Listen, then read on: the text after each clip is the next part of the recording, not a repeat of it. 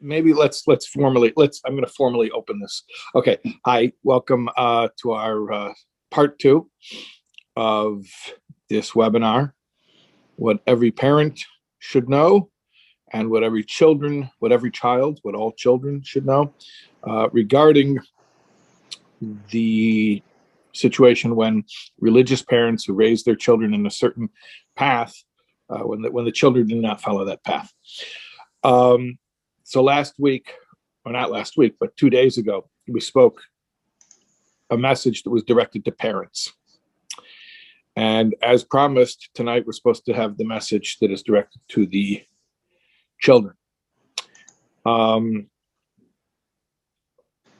had a lot of mixed feelings about tonight, and I'm gonna tell you why, and then I'm gonna tell you about my ace in the hole over here. I have a fear about tonight's session, and that is,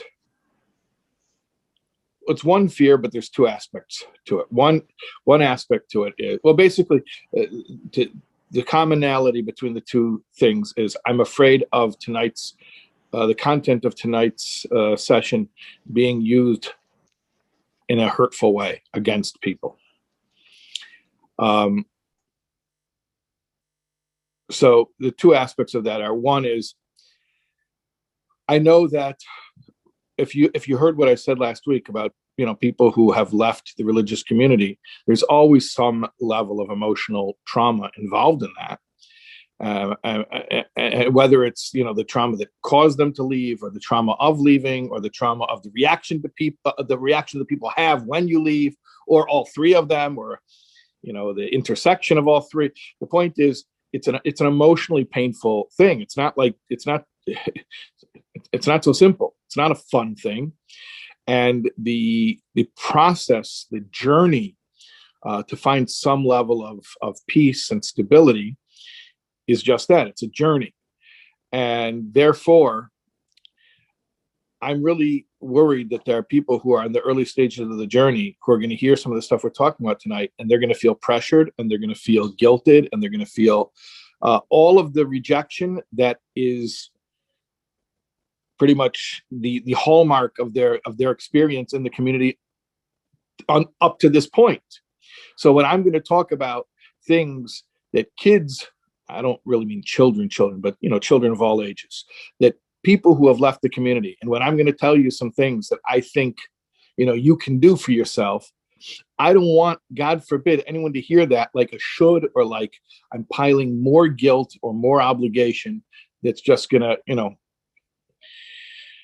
drive you away further, because you may not be at that place in your journey. And I fully acknowledge that there are people who are not ready to hear any of this yet. I hope that everyone does get to the point where they're ready to hear it.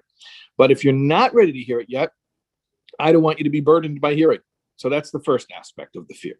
The second aspect of the fear is, I'm afraid that the parents who were on last session, who were on the other night, are going to come back on tonight. They're going to hear all of this, and then they're going to call their kids and say, Rabbi Taub said that you have to get over your negative feelings about us in the community. Yeah, but that's not for the parents or anyone to say to the person who needs to get over it. God forbid. It's not only it's inappropriate, it's not helpful. It's not helpful. So I'm really concerned about what's going to happen tonight. So I was telling this to the guy who got me into this mess, Eli Nash, who's the one who set up this structure. He said, do one night for the parents and one night for the children. And I'm like, I'm really worried about tonight. So he's like, you need backup? I said, yes, I need backup. So this is my ace in the hole over here. That's awesome. Okay, I'm going. Glad to be here. Go ahead. Fill the hour. Rabbi Shais, before we jump in, I'm reminded of the time we spoke together by Mendel Simons, and it was January of last year, which is something like 30 years ago. A different world, different planet. So we were in California, and we were talking about intimacy and love and addiction, etc. And so you made a comment there about, in a relationship where people are comfortable being physical, that they're comfortable sharing the most intimate parts of their life, but they're not comfortable sharing the grocery bill. the grocery bill. Yeah. And as it happens, you picked an example that that applied to someone in the audience, and she came at you pretty hard. Yeah. And although I don't expect that tonight because it's a sealed webinar, I saw over there that there are limits to what a rabbi can say. Sometimes you want to take someone out back, but the rabbi can't do it. So even though I got smicha, I don't carry myself as a rabbi, so I can say things, and sometimes the reverse is true. On some of the webinars, I say something. So on some of the other webinars which we had, I say something that could be perceived as so heretical, and then you're there to say, hey, it may not be so crazy sometimes, right? So right. You provided the same service for me at times, so I'm glad to. We co-sign each other's loans. Okay. Yeah. As one of the children who you're speaking to, or at some point in my life, I was one of the children who you're speaking to.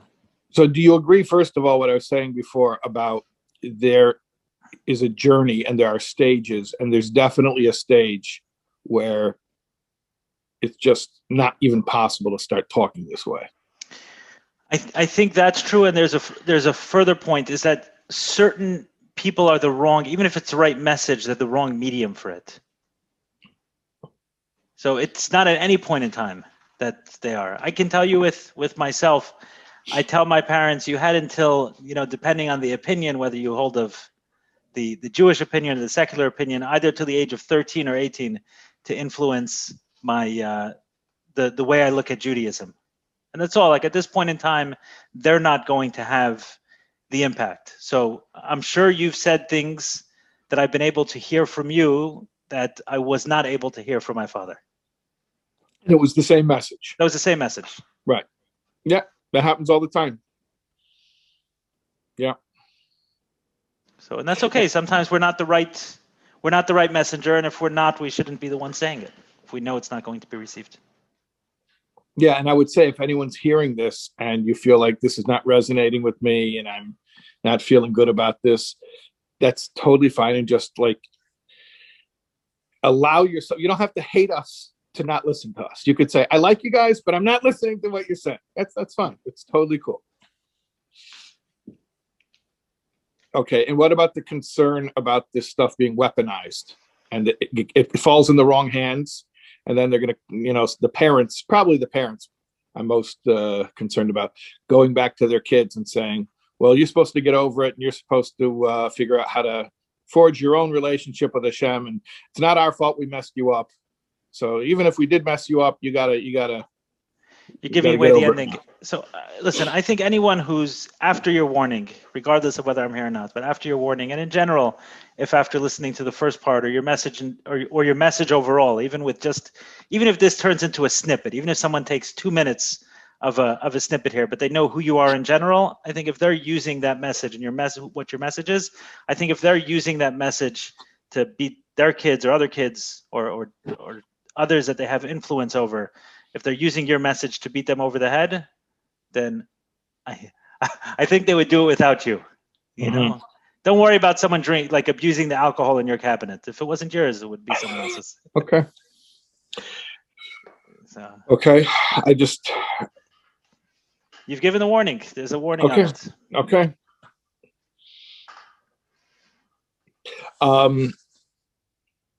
And what about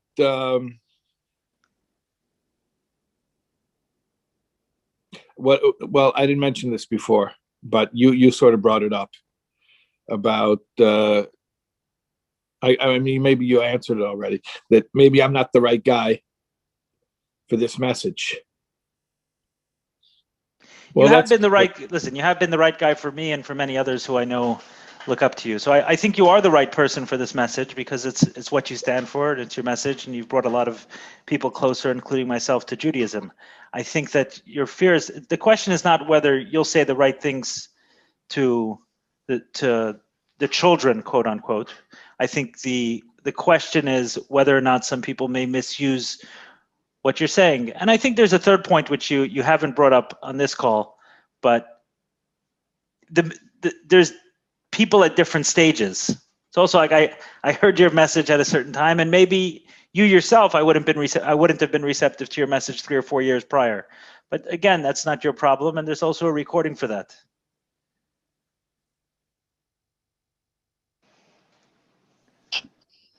I was given a book on addiction 5 years before I got into recovery. And I like to say that I couldn't believe how much this author learned in 5 years, like such a short period of time between my 2 readings of it. Because I read it once in early therapy. A therapist recommended it to me, and I returned it to him. I said, it's garbage. It doesn't apply to me. I just thought it was nonsense. And then 5 years later, it was given to me again. This time I read it, but I was ready to hear that I was an addict. It was a book written by Patrick Carnes and called Out of the Shadows. And when I read it the second time, it hit me hard. So sometimes the same message, same person, different periods of time. But I don't think that's, since when is that our responsibility, your responsibility, a speaker's responsibility? We put the message out into the world, and it comes from a good place, and we hope that it has the right effect. So somebody could be watching this now, and they hate it, and a year later they watch it, and they're like, "Oh yeah, that makes sense." Okay, and that's why it's recorded. Come to 6 meetings to find out if it's right for you. Okay. So I mean, my message is pretty short. I mean, I just have 2 points to cover, and then I think we could take Q&A, and we can do some interaction. But I just have really 2 basic points.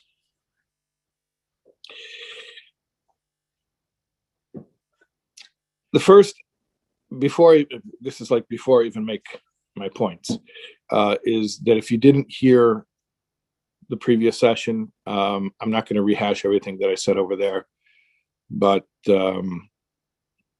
everything I'm about to say is within the context of understanding that my understanding of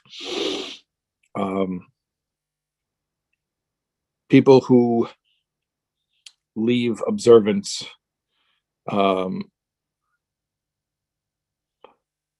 is, it sounds patronizing to say. I hate saying this because it sounds condescending, but my perspective on it is nothing but compassionate, because here's how I feel. I feel, and this is something I believe, and I'm not going to argue it, I'm not going to defend it. It's a belief of mine, and based on this belief are a lot of my other beliefs.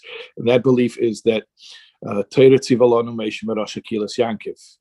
Torah belongs to every single member of the congregation of Jacob. So this is your birthright. This is your inheritance. This belongs to you. And so when I see a Jew who is an heir to a fortune and who's walking around without access to that fortune, like that makes me, I guess, a little bit indignant. I'm a little bit upset. Like, hey, this guy comes from, a family where they have endless fortune, and he doesn't have access to it, or he doesn't think he has access to it, or on a practical level, he's not able to use it. So, I always look at that as like, this person is being cheated. He's getting and whether he opted out or whatever, it doesn't matter how it came to that point. The point is, the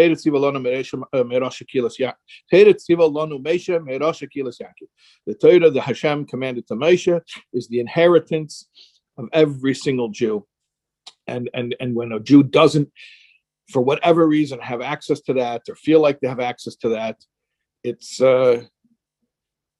wrong, and it's upsetting, and therefore, here's my first big message. Claim what is yours. Claim what is yours. This belongs to you. Somebody comes and takes something from you that belongs to you, that's your right.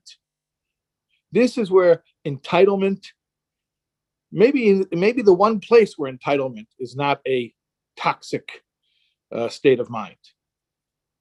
If a Jew feels to any degree that Yiddishkeit doesn't belong to you, there's something wrong. Claim what is yours. Claim what belongs to you. Now, I know that can sound like I'm obligating you. Claim it, start putting on tefillin. I don't want it to sound like that, because that's more pressuring, and it's more, it's just rekindling the trauma. But what I mean is, if there is an aspect of Jewish life that you do enjoy, okay, maybe, like for a lot of Lubavitchers, it's, I might not be Shomer Shabbos, but I like to sit at the Fabrengen, okay? And for some, by the way, for some people, the Fabrengen is the biggest trigger. So, or whatever it is, don't think of yourself as a hypocrite. Don't count yourself out and say, well, who am I to enjoy singing a nigun if I'm not eating kosher? Don't worry about it. That in fact, that's the vort. Poshe Yisrael Malay Mitzvahs Karimain. Actually, there's two vertalach about Malay Mitzvahs Karimain. So I'll tell you both of them. First of all, the story, somebody came to the Rebbe, the Lubavitcher Rebbe once, and said that his Rebbe said, how can the Gemara say, that even the wanton sinners of Israel are full of mitzvahs like a pomegranate? If they're wanton sinners, how can they be full of mitzvahs? And the Rebbe said, I have the exact opposite question. If they're full of mitzvahs, how can they be called wanton sinners, right? Okay, so that's the first thing.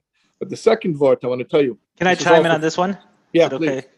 Yeah. So just from my personal experience and perspective, I think this is something that I had to get comfortable with. Exactly what you're talking about, is to get to a place where what I enjoy and what speaks to me naturally, I can still be okay with, even though there are aspects of it that I don't. And on the surface, what's interesting is when you're Lubavitch, there's almost this additional guilt, because, hey, you were taught the opposite of guilt. You were taught as a Chabadsker, right, that you go out there and you welcome people in, and it doesn't matter what they ate that day and what they did that day. They can put on tefillin, they can light Shabbos candles, they can come to shul, they can celebrate a holiday. But for whatever reason, the message that you're sending is on point. Anyway, as you know, I've recently been learning, relatively recently, and what I was learning, and the environment around me, without going to specifics, wasn't completely, not the place, but it was on Shabbos morning, and the environment where I was in was not completely like that. It wasn't Shabbos-tic. Wasn't Shabbos-tic. So I'm sitting there, and I was wondering, is it a contradiction? Here it is Saturday morning, right? There's music playing in the background. There's just a setting that's not exactly Shabbos-tic. Can I learn or can I not learn? And I struggled with it, and I said, you know what? I'm learning. Like that's what I'm doing. I'm learning. I'm not getting caught into the. I'm not saying it was an impure place. I'm just saying it was a not Shabbos-tic. And a couple weeks later, I came across a sicha, which kind of resolved the contradiction, because it sat there, and I said, am I a hypocrite? Am I sitting here learning while there's, clearly things that aren't in line with a lot of the Rebbe's teachings or halacha or things like that going on? So I came across a sicha which spoke about the dreams that Yosef HaTzadik had that led to, you're nodding your head, the sicha, that led to... that's where I thought you were going to go. Yeah. Okay, I don't remember that. I don't remember that word, but... Well, we say it in benching, right?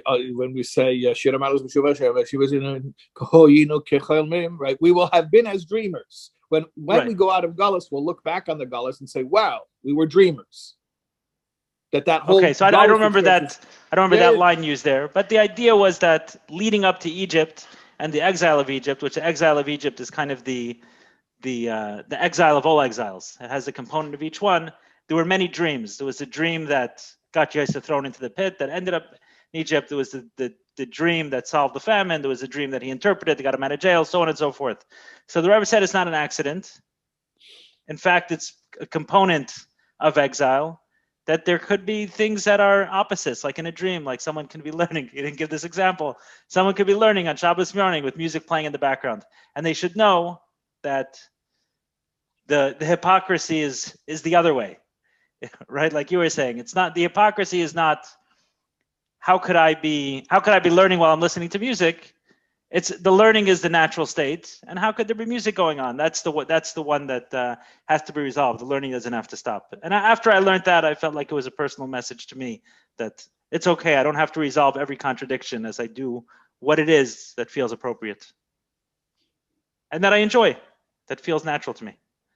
So 2 thumbs up, Siskel and Ebert on the first point. So let me take you even to the next level, because there's another vort about the Malay mitzvahs karimain, about the pomegranate. The Rebbe brings out another idea here, which is, what does it mean, full of mitzvahs like a pomegranate? It's not just quantitative, it's qualitative. The metaphor isn't just quantitative, the metaphor is qualitative. In other words, it's not just saying that a pomegranate has a lot of seeds. It's speaking specifically, the metaphor specifically speaking about the manner in which the pomegranate has seeds. Compare a pomegranate to other fruits. Other fruits, once you get past the skin or the peel, you have fruit. Maybe there's a pit inside as well, but you have, you have the meat of the fruit. You have the actual, edible part for, through and through. A pomegranate, each little piece of fruit is contained in a separate membrane, in a separate little pouch. So the fruits in the pomegranate is not integrated. It's not a whole. Here's a piece, and here's another piece, and here's another piece, and here's another piece. So the Rebbe says like this: Malay mitzvahs kariman means being full of mitzvahs in a manner where it hasn't become thoroughly integrated as a whole. Each mitzvah remains compartmentalized in its own little place. And that's okay. That's okay. Or at least that's a phase or a stage that's okay. And to reject that and say, well, I don't want to be a hypocrite. I don't want to do something if I can only carve out one little context of my life for this mitzvah, and then there's other contexts where I'm going to be doing other things, and then I'll carve out another little piece of my life for a mitzvah. I don't want to be like that. I want to be completely integrated. Don't worry about that. Of course, that's the ideal. Of course, the ideal is complete integration where everything is, one straight line through and through. But you have to embrace the pomegranate. And it's okay to say, I'm going to allow myself to do this mitzvah right now, or this minhag, or this even a Jewish cultural thing. I'm going to allow myself to do it and connect to it and to enjoy it, even though it only exists in a very specific context, which may be currently separate from everything else I have going on in my life. It's okay. It's called being a pomegranate.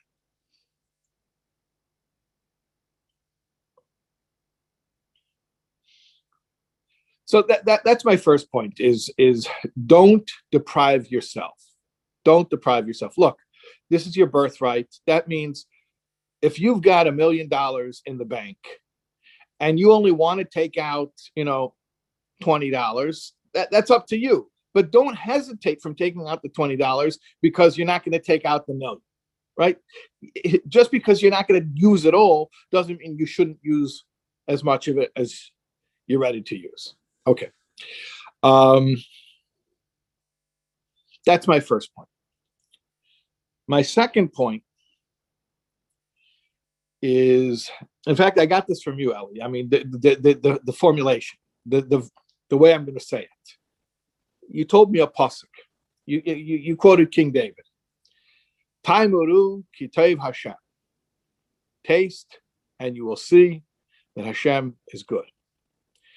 And I think the way that you meant it was that, do the taste test. If it's Hashem, it's going to taste good. If it didn't taste good, it reminds me of the story Levi Yitzchak Berditchever told an atheist. Levi Yitzchak Berditchever was always Malamed Schus. He's always finding the silver lining in every Jew. So he said to an atheist, he said, young man, the same God you don't believe in, I also don't believe in. So it's almost like saying that to yourself, that if you found something and it was negative, I'll go even further than that, and it wasn't delicious, you know what? Then the taste test proves that wasn't the real thing. If I can add to it, for people who, I thought a lot about your comment in our the first webinar we did, the panel discussion on this topic, that there's always an element of trauma when people leave. And you said it sounds patronizing, and yeah, I guess to a degree it sounds that way, right? My life choices and a lot of ways I would live today would not be the case if not for trauma. When it's anyone, it's like that. It doesn't feel great to hear, but at the same point in time, if it's true, it's true. And for me, is it true? It's probably true. So what are you going to do if something is true? But the question is different. So A is, why do people leave? Right? It's often because they don't feel a sense of belonging, and everyone wants to feel belonging. But in addition to that, there's a sense that someone, at least in my experience, is a sense that someone taught me something which didn't sit well with me. And if I encapsulate that, whatever it was that I feel strongly that I have to reject as Judaism, then I need them to be wrong on some level. Does that make sense? Like this rabbi, let's say, who really hurt me, or a person who I associate with Judaism who really hurt me, I need them to be wrong. And I can't just come back and embrace Judaism and then say they were right. So when I say, taste and you will see that God is good, I'm saying that when you're rejecting them, you're saying that what they're not practicing, what they're practicing is not Judaism. If that's what you got from them, then you can reject it, and then know that you're rejecting something that is not Judaism. I'm rejecting something that is not Judaism. And what's my proof? Because it didn't taste good. The result wasn't good. The end result wasn't good. So if it wasn't good, it could not have possibly been Judaism. And now I'm free to reapproach it. Versus saying, I had a terrible experience, that was Judaism. That person has to be wrong, and it has to remain wrong for life. I'm never going to make them right. If that makes sense. Makes perfect sense. And just to add another layer of how difficult that is to make that separation, sometimes the person hurts you, and not only do you assume that they're hurting you in the name of Judaism because they're religious, but they say it. They explicitly tell, what I'm doing to you right now is painful and cruel, and God wants me to do it to you. In so many words. Yeah. So that's really tough. They told you, and maybe it was even their job to teach you, and they told you that this is a holy war. I have, this is a mitzvah to torture you. So that's really tough to undo that and say, no, actually, what they did, they took it upon themselves to do. And, that wasn't Judaism, but they told you it was. Yeah, so I would say a big part of my motivation in life is I don't want them to win. Okay, them is representative of anyone who is trying to hurt me consciously or unconsciously, both from childhood onward. I don't want them to win, so I'm going to live my best life as a way to. Hey, I won. And listen, I admit it. I'm motivated in some ways by anger. So not that the anger is conscious all the time, but it was definitely something that pushed me through years of therapy and through years of recovery, saying I'm not going to let them win. I'm going to live a great life. In fact, I'm going to turn it into something positive, if at all possible, as a way for them not to win. So when I realized, because I do enjoy a lot of aspects of Judaism, when I realized that them taking away my relationship with, I don't want to say Judaism, also spirituality, right? That my relationship with God, right? Them destroying that, then I said, like, wow, that's a pretty big deal. They didn't just hurt me anywhere. They hurt me on such an essential relationship. And I didn't understand the importance of that relationship until recovery. It was only in recovery, and I don't remember which book it was. I think it was a book by Scott Peck. It's not on recovery, but a lot of people in recovery read it. The Road Less Traveled. and he speaks about exploring your maps and the importance of exploring your maps. And in it, he eventually became very religious, but his first book, I don't think he was very religious when he wrote it. But essential argument over there, either I understood it from it or he said in those words, is that everyone believes in God. And what does he mean that everyone believes in God? Everyone believes in a certain kind of rules to the game. So maybe you believe this is the kind of game that there are no rules, that there's no one watching, there's no one who cares, but there's some rules that you believe exist over here. So to sit there and say, I have no belief of God, I don't believe in God, there's some belief you have. So for me, it was something that when I left Crown Heights, so to speak, figuratively and otherwise, I said, I don't need to explore this concept. I wasn't coming from a place of I'm rejecting it or not rejecting it. It's an unimportant concept to me. There are more important things in life than whether or not I believe in God. And I didn't get into the whole philosophical conversation. But when I read this book, and this was, like I said, after recovery, it forced me to say, I have to look at these conversations. I have to look at this. What is it that I believe? And what I believed, ironically, was that for the most part, the person doesn't care. The person, the entity, no one cares to what's going on. But if at a certain point, punishments start coming fast and furious. So they don't really exist, but then they do with punishments. It was this kind of hybrid. And what I decided was that God doesn't exist, but if he does, I hate him. Right? Some hybrid of that, but they weren't conscious beliefs. I couldn't say it. I couldn't express it in that way. And as I peeled the onion further and further, I said, someone did this to me. Someone did this to me, and I'm not going to let them win. I'm not going to let them strip away one of the most important relationships that I have, which is the relationship with a God, a spiritual relationship with a higher power. And reclaiming that in some way was my revenge, but it was my way of saying, you're not going to screw this up for me. I'm going to figure this out. Yeah. That's, when I was saying before about the Me'rosh Akilas Yankiv, that this is your inheritance, this belongs to you, go claim it. That's what I was trying to say, but you're saying it in a much more compelling way. Like, I'm not going to let somebody, this is my natural state. This should be at least, look, I believe that Yisrael are maminim b'nei maminim. I'm not going to get it. Again, these are my beliefs, and I'm not going to defend them, and this is not the place to prove it. I mean, this is not it's not what this is about. But I'm just saying, from my perspective, the default setting is that a Jew is a maimin, he believes. And when he's not, then something happened. And I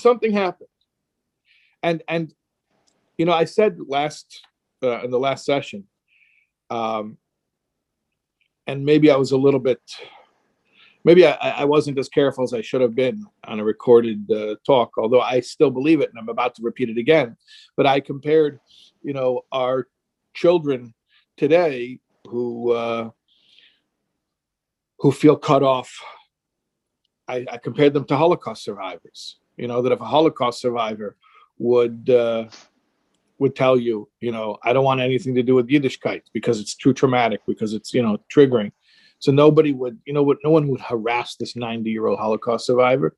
So I made a comparison. And again, I know that it's one that could be offensive or taken the wrong way, but I'm making it again. So there you go. But my point of bringing it up now is that, it's one thing that something happens to you and it's traumatic and it's emotionally taxing, and you just you don't have the strength to maybe. I want to be careful what I'm saying, but a damage occurs. There's a trauma, and a person is one of the residual effects of the damage is they suffer spiritually. Okay, fine. That's one thing. But to me, when the assault on the person was so intrinsically religious in nature, so it's not just a person experienced a difficult, that they had a trauma, or they had something that was emotionally taxing, and therefore it led to some type of a damage to their faith. This is where the trauma is directly and explicitly religious in nature, inflicted by a person who identifies as representing what the religion has to offer. And what I'm saying is, maybe I don't know, did I even say this on Tuesday? That no, I said this at a different webinar, a recent webinar. Yeah, actually, this is not released yet. I was speaking to Janina Fisher, who's a world expert in trauma and the neurology of the brain. And she was talking about the religious Jewish community. And I told her that I knew a Holocaust survivor. He was showing me his 100 grandchildren. He said, "This is my revenge against Hitler." And I was thinking, the context I said it to her was, we know now that there's intergenerational trauma. So the Holocaust didn't just affect the survivors, it affected the survivors and their children and their children's children. So somebody who was traumatized by a parent or a teacher who was traumatized by someone who was traumatized by Hitler, what's their revenge against Hitler? Meaning their Yiddishkeit was robbed from them, but not by a Nazi in a Nazi uniform, but by the Jew who was traumatized by a Jew who was traumatized by the Nazi in the Nazi uniform. So what's their revenge? What revenge did they get to take? Where they're, again, I want to be careful because people are going to say Shais Taub compared you can't compare anything to the Holocaust. I understand, but just think about it for a second. If a person has what is their fundamental, if you're a religious Jew, I'm assuming you believe this, that their relationship with God is a fundamental natural state of being. It's as natural as breathing, right? And that was damaged. And it was damaged in the name of Judaism by somebody who represents Judaism. I want to know, where do they get their vengeance? If the Holocaust survivor gets to say, I have 100 Einiklach, that's my revenge against Hitler.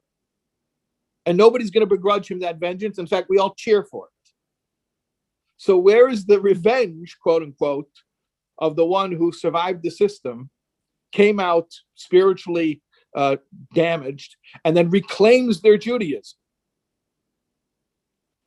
What I'm saying is, I'm not a vengeful person. I don't believe in vengeance, but so maybe we can come up with a better word. But there definitely has to be a sense of indignation, and righteous anger is a dangerous thing, and entitlement is a dangerous thing. And I said before, this may be the only instance of entitlement that's not toxic. And I think maybe this is the only instance of self-righteousness and righteous anger and indignation that's not toxic, where you say, nobody's going to mess this up for me. My relationship with God is the most natural, most intrinsic part of who I am. It's the core of my being. And if it got messed up for me, first of all, if it's not going well, then something happened. Something happened. And I'm not going to allow that. I'm not going to allow it to win. I will not let it win.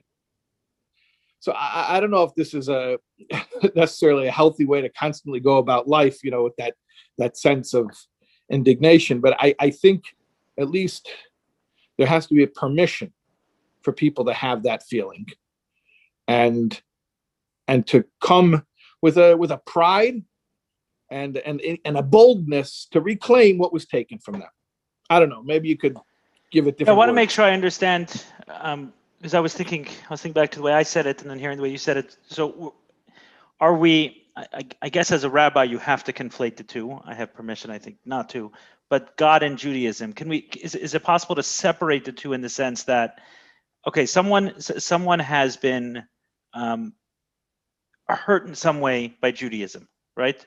not by Judaism, but by someone, like you said, someone who represents. As you were talking, I was thinking of an example of a friend of mine who I've had a lot of conversations on the subject. He's still very much, he's my age, he's still very much in the anger of it, and wanting to push away the whole thing, which I understand completely. He was sexually abused by his bar mitzvah teacher.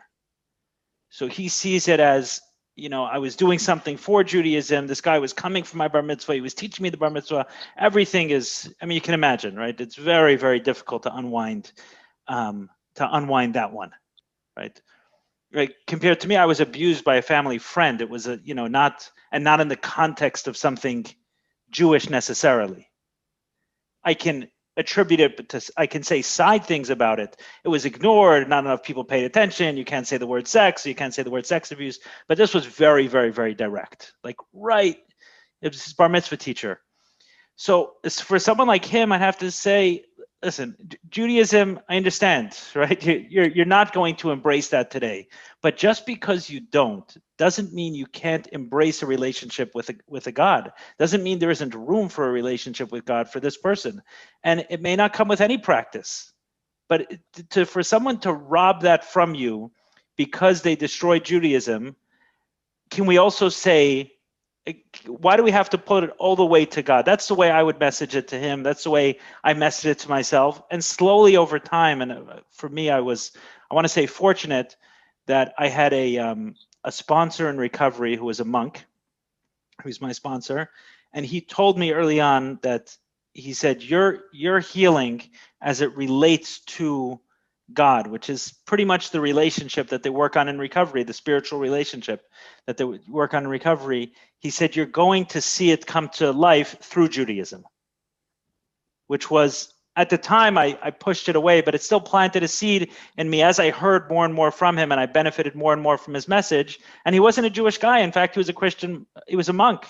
And a lot of Christians push the idea of conversion and converting Jews. And I've seen that happen to some as well, that they were so rejected from Judaism that their way of connecting to God was embracing it through a different religion. And in my case, that hasn't been, but the message to that person of saying, like, don't let it, like, that's where I see the righteous indignation on my part, is to say it's not going to screw up my Judaism. Yeah, I can hear that today. I can hear you say that today comfortably because I've started embracing some of it. And depending on the table I'm sitting in, I may be viewed as the most religious or the least religious, but for myself, it's irrelevant. For me, I'm embracing that, and I'm more comfortable with it, and I'm enjoying certain aspects of it than my wife does too, and as a family we do too, and it's something important to us. But I couldn't have heard that message 6, 7, 8 years ago. But I could have heard the message of, and I'm not saying it as a message that, I'm going to say this and I'm going to get you at this one 3 years later. I'm saying maybe that is the message. The message is that one of the most important relationships to someone who was, to anyone, especially someone who is damaged, I'll quote a line from your book, God of Our Understanding, that spirituality, and by spirituality, I want to be specific, spirituality defined as the belief in the existence of a higher power who is commanding, who's created, who's commanding, who's directing our life, who cares about us. So this spirituality is a luxury for everyone and a necessity for certain people. Right? That's a line from your book, Rabbi Shais. Maybe you don't remember it. Yeah, I talk about the spiritual canaries, like the canary in the coal mine. Right. So they're just more sensitive. They're like everybody else, only more so. I have an explanation on that, by the way. What? I have an explanation on that. Oh, why some people are that way? Yeah, why some people aren't. So it could be like certain sensitivities for sure. But anyway, life is, the level of trauma and your level of sensitivity, right? And when those hit a certain threshold, someone has a certain pain. So not judging pain. If someone's a more sensitive person, a lesser experience, quote unquote, can impact them the same way as someone who's more. But as people, we're all sensitive, and experiences could hit us and affect us. So when someone has experienced a certain level of pain, there's two ways to look at the world. One is that there's no creator. There's no one guiding. There's no one at the show, right? It's just a random sequence of events. So it's a random sequence of events. I'm going to be bitter for a very long time, really, really bitter that I randomly got such a short end of the stick. But so it's almost like the only healing that can come through. That's what I thought to myself. If I sit there for my life and say, why did I randomly get this short end of the stick? I'm not referring to my life now, obviously, but certainly as, a teenager and young adult, I carried that kind of anger. Like, why did this happen to me, quote unquote? And by why this happened to me, I meant many more things than just the abuse. And carrying that short end of the stick, carrying that that feeling, if I continue to believe that the world is random, I'll always have that feeling. So I'm forced to embrace a guiding, loving, caring entity who is just as much with me today as he was when I was locked in that room over and over and over again. And then what was that guide pushing me towards, right? What was happening in that, and what is it directing my life towards, and what good can come from it? And that's I feel like that's when someone goes through a certain amount of pain, that's literally the only option we have, is to embrace it as a beautiful chosen thing for us. And then from there, goodness can emerge. But if not, we're left with feeling like a victim our whole lives. Eli, I'm really glad that you said this, because it's encouraging me to say something that I was wondering if I should say it. A message. But you almost said it, like you were saying, what was God pushing me towards, right? Like, there's a story here. There's an end game here, right? So I think I want to say this, and I believe this to be true. And remember, I said before that people who feel estranged from Judaism don't allow yourself to be excluded from anything that you want to be included in. Come in and claim it. It's yours. Okay. I want to say more than that now. I want to say that your story, I'm saying anyone who's had a story of being disenfranchised, anyone who's had a story of feeling disconnected from your Jewish identity, from your God, from your religion, from your ancestors, from your community, if you've had that experience of disenfranchisement, of marginalization, of being pushed out, I want to tell you, I firmly believe that that's all part of a story of you not only rejoining the community, but rejoining as a leader. And I do believe that the future of our community and what will bring Mashiach is those who were pushed outside of the system because they didn't fit the box, coming in with all of their energy and their creativity and their sensitivity, and helping to reshape our community to be truly godly, compassionate, loving, and to really perfect the world. And we have a job to do. Look, I want to say something that's going to sound heretical, but it's the opposite of heretical. Actually, I'm trying to negate heresy. The purpose of Yiddishkeit is not just the perpetuation of organized religion. That's heretical. The purpose of Yiddishkeit is that there's a God who created the world for a purpose, and that the Torah is his blueprint for accomplishing that. And it cannot just be that because we perpetuated a system and we've kept the system going that we can pat ourselves on the back. No, we have a job to perfect the world, to bring world peace, to bring prosperity, safety, health to the entire world. The messianic, perfection of the world. That's a big job, and that's going to take some dreamers. That's going to take some really, out of the box thinking. So all the people that were pushed out of the community, not only do they have a place in the community, I believe they have a place at the front, leading.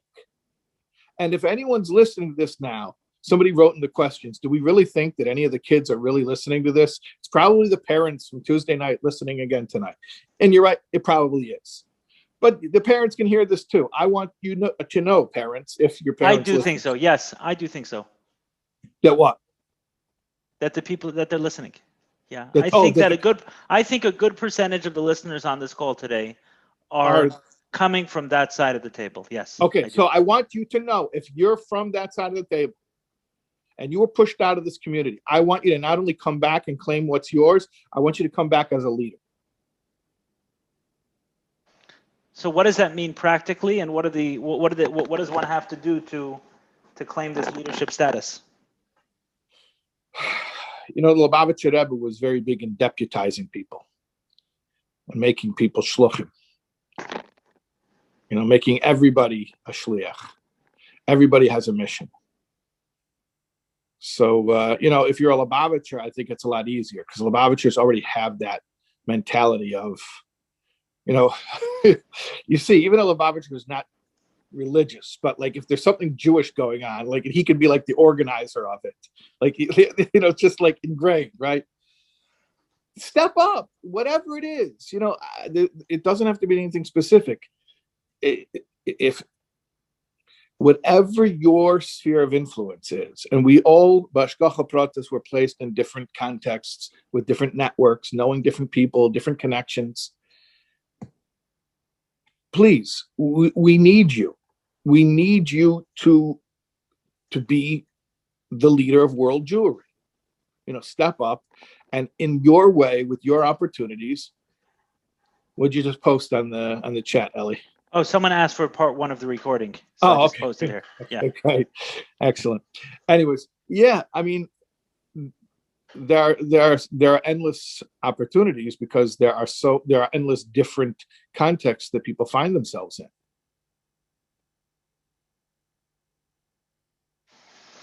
So what you're saying is that there's a place where they belong, or I'll yeah, put more myself than in it. A place up front on the Mizrach Wand, proverbially speaking. On the proverbial Mizrach Wand. It doesn't literally mean you have to sit, in the front row in shul. Maybe the place you lead from isn't shul necessarily. Shul isn't the only Jewish place. So a couple of weeks ago, I mean, you said a word over here. You said in the middle that to help make the community truly godly. Yeah. Right. Truly godly. Truly godly. So you're suggesting that the fact that there are Jewish people who don't feel a place of belonging, even within Orthodox Judaism, and even though they may not practice exactly the same way, if they don't feel that they belong as part of these people, as part of this community, then that the community is not acting truly godly. Correct.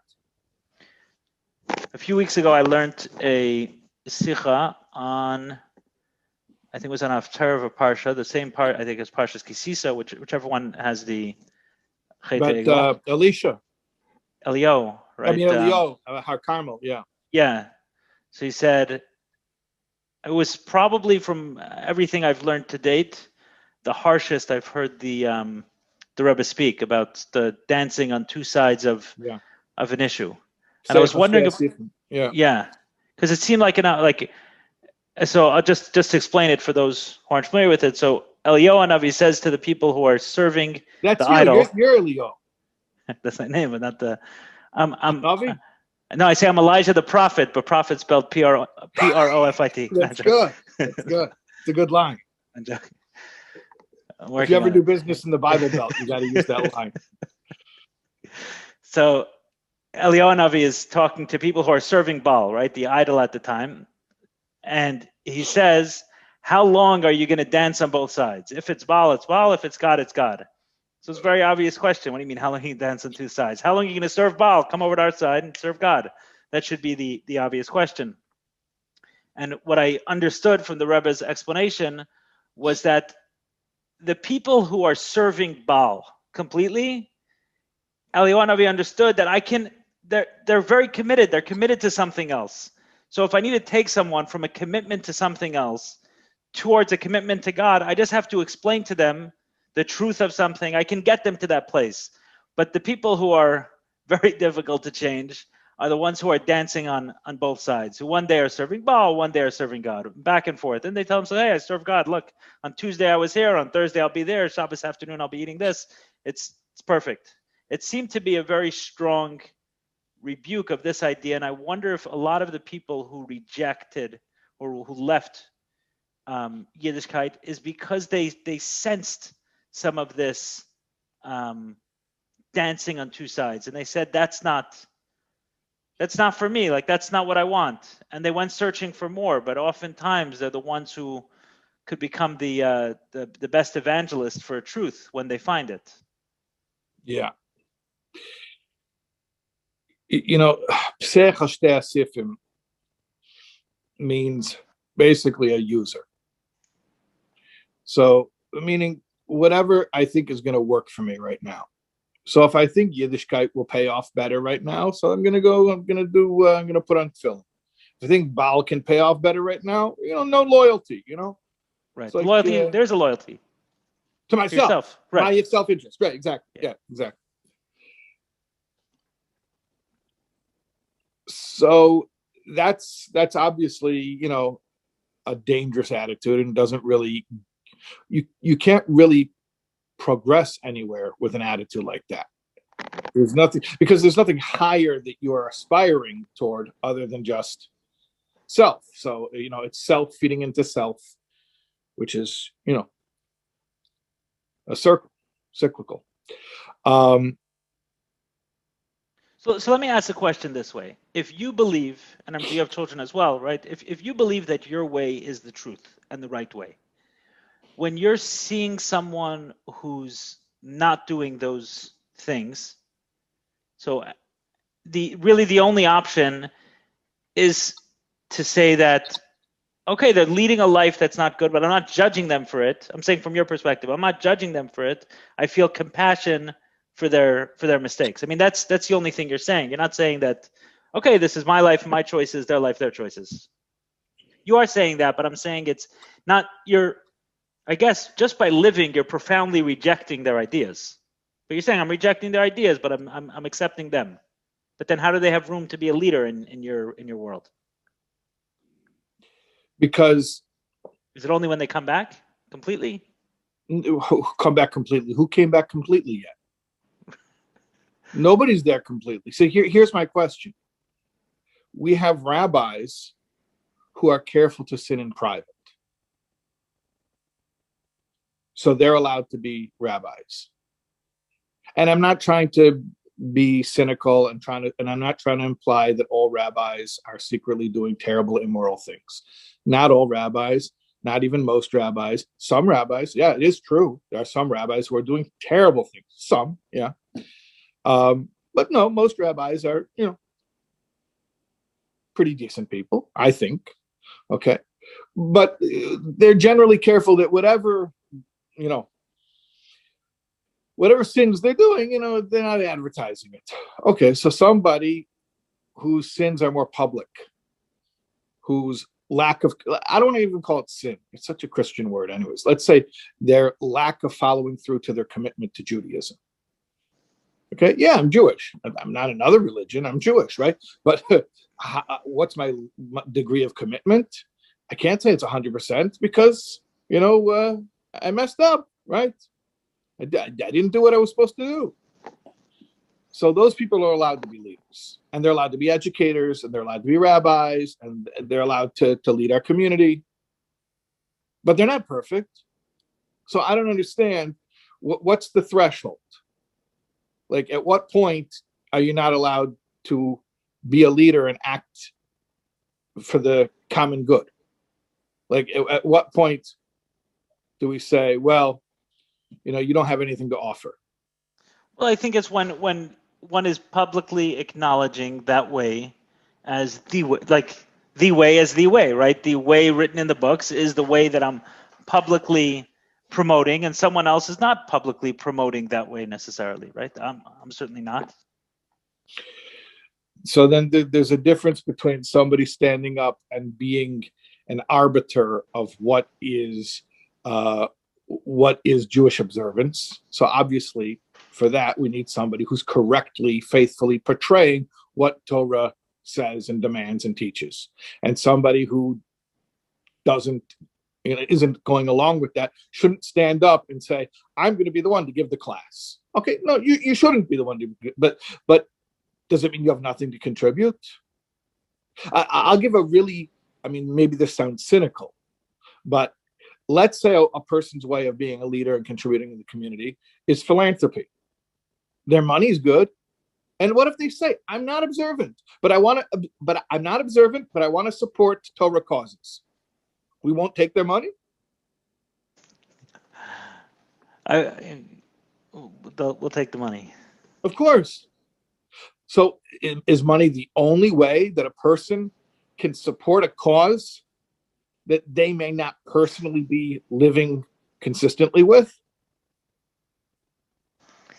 So I'm actually glad you're saying this before me, because I can piggyback off this. So when I talk about feeling a sense of belonging in some way, I feel like I'm the wrong person to talk about this for precisely this reason, that there are many who feel not welcome in one way or another. The message is sent that the circle doesn't include you in it, and that's the reason why some people leave the circle, reject the circle, hate the circle, because everyone wants to belong. When they go from here, we leave this circle and we're looking for another place of belonging, and we won't stop until we find that place of belonging. So it does hurt to find out that this circle doesn't include me in it. And as life progresses, there are different people who say, hey, don't worry, you belong in our circle, right? They expanded or contracted in different ways. People who we perceive as part of that circle, right? The group of friends playing and says, hey, you can play with us, right? One person waits a minute, and then they're suddenly in the group. Only one person invited them to the game. I think that when one is giving tzedakah, that happens a lot more often. And for that reason, I think that my experience doesn't mirror a lot of others who've felt rejected over and over and over and over. Again, I can tell you that in Chabad houses, and I visited many for the years, and this isn't a criticism of anyone in particular, but I found that often when I showed up at Chabad houses, I was welcome. But there's nothing most Chabad houses like less than a frum person who's no longer frum. Most of them don't feel welcome at Chabad houses. I've seen it, and I've seen it many a time. So I do want to comment that while I'm talking from a certain perspective, and some of it I had to fight to feel included, and others made me feel included without it, there's definitely a sense that came. I was welcome at certain tables that I wouldn't. I don't mean it of individuals. I mean it more. Okay, you have a place in Judaism, exactly like you're saying. Is that we'll take your money? Okay, so you don't have a place necessarily to give the rabbi's talk. We're not going to give you the rabbi's chair, but we'll give you the one right next to it if they give money. And that's a perspective. The rabbi's chair doesn't have to be the only kibbutz. That's what I'm saying. The rabbi's chair clearly isn't. It clearly isn't the only kibbutz, because we have the chair for the philanthropist. What I'm saying is there's not only two chairs, there are many chairs. You know, when Moshe Rabbeinu was making the Mishkan, so everybody got involved. Now, some people, didn't have a special talent. But everybody brought a machzah shekel, But if you had a special talent, if you knew how to sew the goat hair while it's still on the goat or whatever it was, everyone was bringing a contribution. And that's what we need to make the whole world a Mishkan. To bring Mashiach, we need everyone's contribution. So you look and you see people who are talented, who have what to offer, and they're putting their human resources outside of the community because the community doesn't make them feel welcome. How is that tachlis hakavana? How are we accomplishing what we're meant to accomplish when the best and the brightest are not channeling their resources in the direction of bringing Mashiach because they feel like they don't have a place at the table? So maybe that's actually the call. Maybe that's actually the charge. Maybe you're saying, which sounds good to me, that you felt someone feels rejected by the system for whatever reason, right? They feel like they don't have a place of belonging. So you're saying, fight. This is your heritage. Fight for your place of belonging. Right. And once you find it, invite others in. Let them know, like, as you've been able to expand the circle a little bit to bring your chair in, don't stop there. Like, fight to get the place in the room. Break the door down and then bring others in with you. And hold it open, because whoever put a lock in the door was not authorized to do that.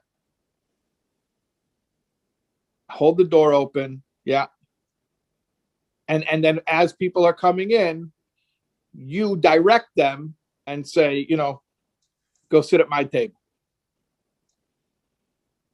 Take a leadership role. So you were the guy who was locked out. Now you start, directing people. The most rejected one becomes the cornerstone. What is that line? Evan Maso Abanim means? It's from Tillim, it's from Hallel. Evan Mosa Beinum. There was a stone that the builders rejected. They said, nah, we're not going to use that stone. It became the cornerstone. So not only was it had a place in the building, it was the cornerstone. I'll tell you an experience happened a few months ago that had a profound impact, because like this is something that I'm actively working on. Like I'm in this conversation. I'm not coming from a place of I found the solution. Let me talk to people. I'm like, this is my search. I'm working on it, and here I am speaking to you. So it happened to me Hanukkah a few months ago. I had a friend. I had a friend in town who isn't Jewish, and he said he was coming over for dinner, and he said, do you mind if I bring a friend who I'm in town with? I said, sure. This guy happened to be Jewish, but I didn't know him before. I just met him. And anyway, shortly after they came, it was Hanukkah, so we ended up lighting the menorah, and this guy was particularly excited. So like he really Jewish like, guy, wow, the non-Jewish the Jewish guy. He was like really excited about this. I was like, wow, this is amazing. Like I loved seeing someone so excited about Hanukkah. He's lighting, he's singing. What about this song? What about that song? So I didn't know who he was. So I asked him his story. He said, I'll tell you something interesting. I said, how did you get this like joy for Judaism? Like he didn't really know the blessings, but he wanted to read it. And he's like, get me a yarmulke. He was just like, he was thrilled. He's like, wow, it's Hanukkah. I didn't even realize. I'm so happy I'm doing this. He like overjoyed with himself. And I was like, wow, this guy's great. Like, where did he get this from? He said, I'll tell you the truth. He said, I wasn't always this way.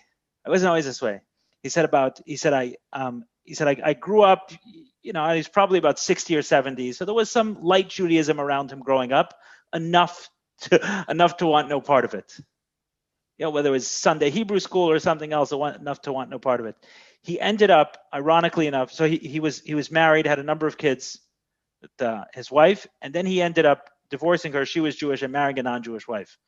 And he said with the non-Jewish wife, she was always asking him questions about Judaism, and she wanted to understand who he is and what his heritage is and where he comes from. So he started reconnecting in this way. And he said now, like, my wife loves Judaism. I love Judaism. It's a huge part of our life. So he's like, a shiksa taught me to love God. That's what he said.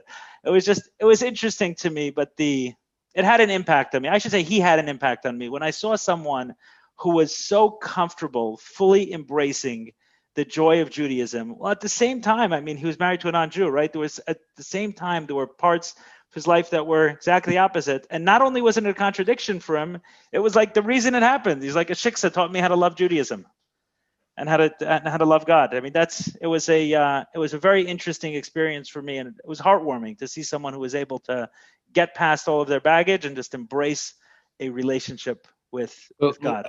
Let's clarify so nobody thinks this is an instruction, like go, intermarry, God forbid, in order to become inspired by your Yiddishkeit. But I think you're saying the point is that he wasn't ashamed. He didn't exclude himself. Exactly. He didn't count himself out. And he had a reason to count himself out. He could have said, who am I? You think I'm so Jewish? Look what I did. Exactly. And listen, so let me address the comment that was made, because I understand why you made it, but you were making it for others, right? That you're not saying that someone someone should do that, right? Yeah. Right. So which means that you thought, okay, someone's going to think that you're sanctioning that. 100%. Eli, right.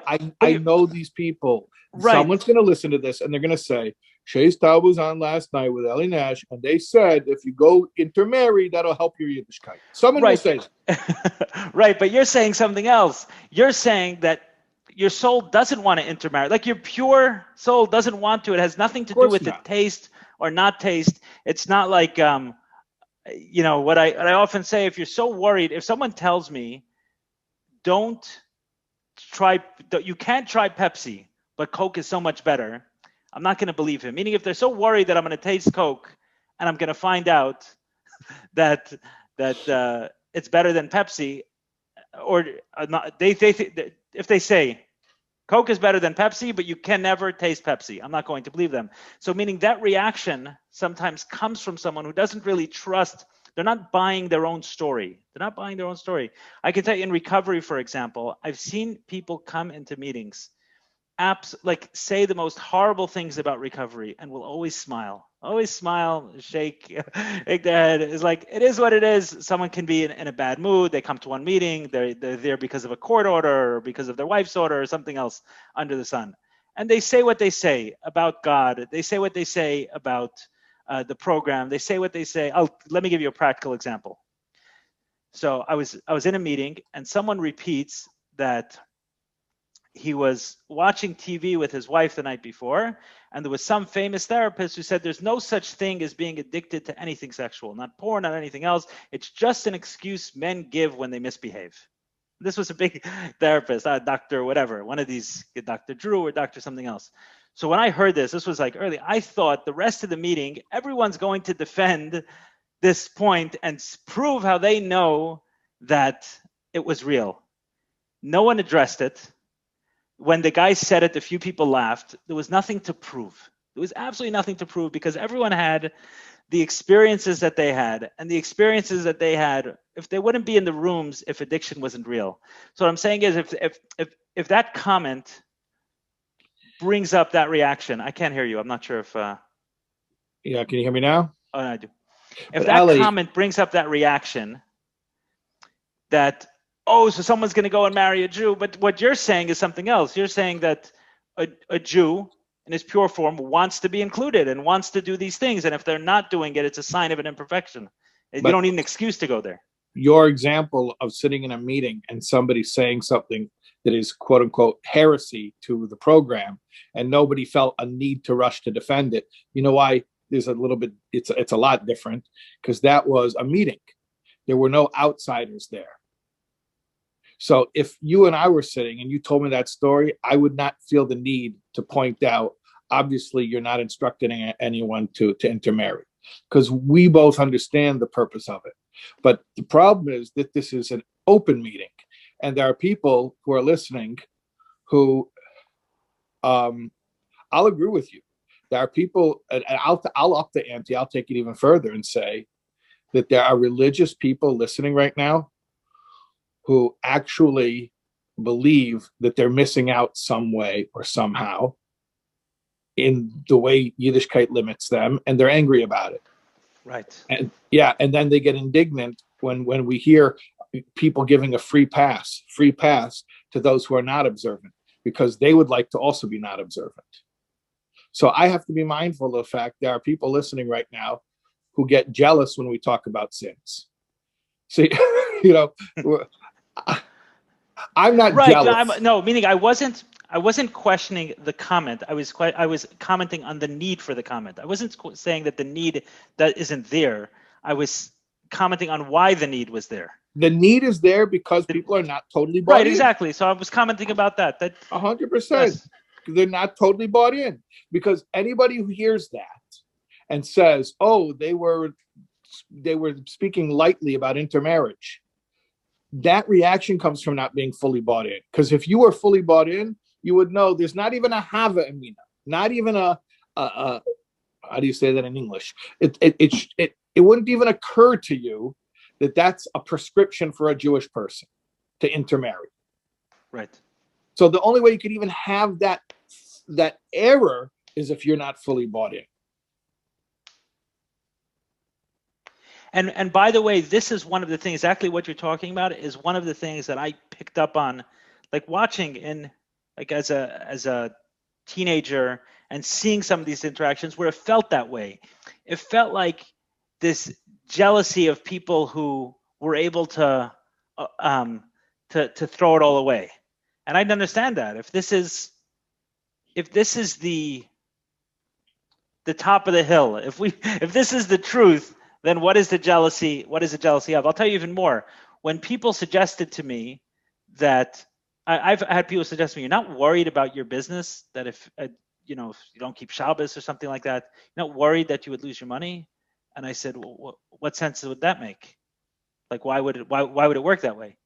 So, some suggestion that from not working, God would take from violating Shabbos, God would take away someone's money. But I said, but forget whether it's true or not true. I said, but just the suggestion is that money is more important than Shabbos, because I would never punish someone with something less than the thing. For the Shabbos observant person who says that to you is No, implying. I'm saying was this whole idea, right? Yeah. Like growing up, you hear a lot of this idea that, okay, I'm going to do this in order to make sure that happens. Right. Do this in order to make sure that happens. But if I'm being punished because of it, if anyone's being punished because of it, then, and again, the qualification, that's not saying anyone should not keep Shabbos, or it's nothing to do with that. It's the concept that thinking that I may be punished if Shabbos is so dear, then what does money go into the equation for? And hearing these things, it didn't jive for me. Another way. If Shabbos is so dear, I should do it even if I would lose money by keeping Shabbos. I should pay for the privilege. If Shabbos is so great, I should pay for it. But I'm going to keep Shabbos because I don't want to lose money. If it's so great, I should pay for it. Right. And I felt that. I saw that sometimes, like the idea of punishment, like push sometimes, and it didn't jive with some of what I heard, like just in the actual text, which was that this was like the gift of God to the Jewish people was Shabbos, like the greatest gift. Right. Like but apparently the gift is the money, and Shabbos is just the way to get the money. But if it's the greatest gift, then you should tell someone, if you don't keep Shabbos, you know what's going to happen? You're not going to have Shabbos. Rabbi Dr. Tversky, Olav Shalom, I remember him.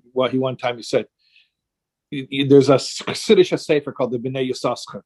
So he said, you know what the einish is for someone who doesn't learn Bnei Yissaschar? He doesn't get to learn Bnei Yissaschar. Right. By the way, I'm not sure if it's true, but I think I'm like, he's I think I come from the Bnei Yissaschar. Someone told me that last week. Oh, really? Okay. So there you go. They heard it from a sibling of mine. I said, well, who's the Bnei Yissaschar? He said, oh, who's the Bnei Yissaschar? You have to check I still have an opportunity, but now he came up twice. I'll have to, A, verify if that's true, and B, the dinner, I think. Yeah.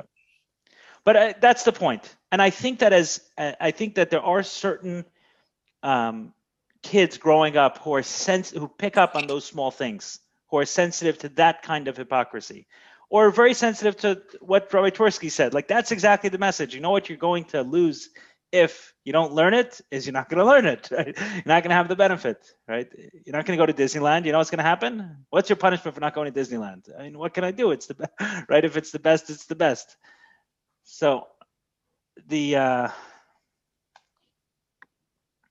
and that's part of what I was saying before, is like, not always the people who are supposed to be delivering Jewish messages are the ones who are delivering the best messages. So the one who is supposed to represent Shabbos is basically, in an unspoken way, but pretty clearly implying that Shabbos is just a tool to get things we really care about. I don't think that's an inspiring message. And what I would say is, if you're not completely frum yet, but you have a more inspiring message about Shabbos that is about the intrinsic value of Shabbos, then why can't you share that message? Maybe it's even a stronger message than the person who's officially Orthodox, but who's, not really doing it for the right reasons. Now, I just want to clarify, because we always have to clarify. If you're doing a mitzvah for the wrong reason, it's fine. It's better to do a mitzvah for the wrong reason than to not do it while you're waiting to have the right reasons. But what I'm saying is, even somebody who's not keeping 613 mitzvahs, which basically means everyone, is just a continuum, how many of those are you doing or not doing? Why can't somebody, I'll just put it very simply, why can't somebody who's less observant than I am, and that's such a weird concept anyways, because qualitatively, who knows who's more observant, less observant, but just quantitatively doing less of the mitzvahs, right? Why can't they have something to offer me in Yiddishkeit? Why can't they have something that's inspiring or uplifting? Why? I don't have anything to learn from them. So I have to be humble enough to know I have what to learn from them, and they have to be bold enough to know they have what to teach. So also for anyone offended by anything we say on this webinar, they're probably not the children, than the parents. And we had a warning. Why'd you come into the? It's for the children. It's not for the parents. I'm kidding. So just to sum it up, the message that you have to the children is if you've ever felt like you don't belong, know that you do belong. You do 100% belong. Yeah, not only do you belong because like you're on somebody's guest list, it's your house. It's your house. I mean, it's your father's house and you're his son, so it's your house. Right. And we're not changing it, right? There's no message over here. And I should message that personally I have I understand why people do it, but it's something that doesn't work for me at all. When people change the Shabbos must mean in this day and age such and such. Like I could never walk into like a reform, reconstruction. Those ideas, like it is what it is what it is. Halacha is halacha, of course. Right. If it's being walked away from, it's okay. So I'm not doing it, but it's not the same thing. It's right. It's not changing it. We're not changing halacha. We're not changing Yud Gimel Ikrim. These things are what they are. We're just acknowledging that people aren't perfect, and right. And imperfect people have they have a place. And you're saying even the people who are telling you they're probably imperfect in a different way. Don't get caught up in it. Imperfect. They are imperfect. They are, yeah. 100% they're imperfect.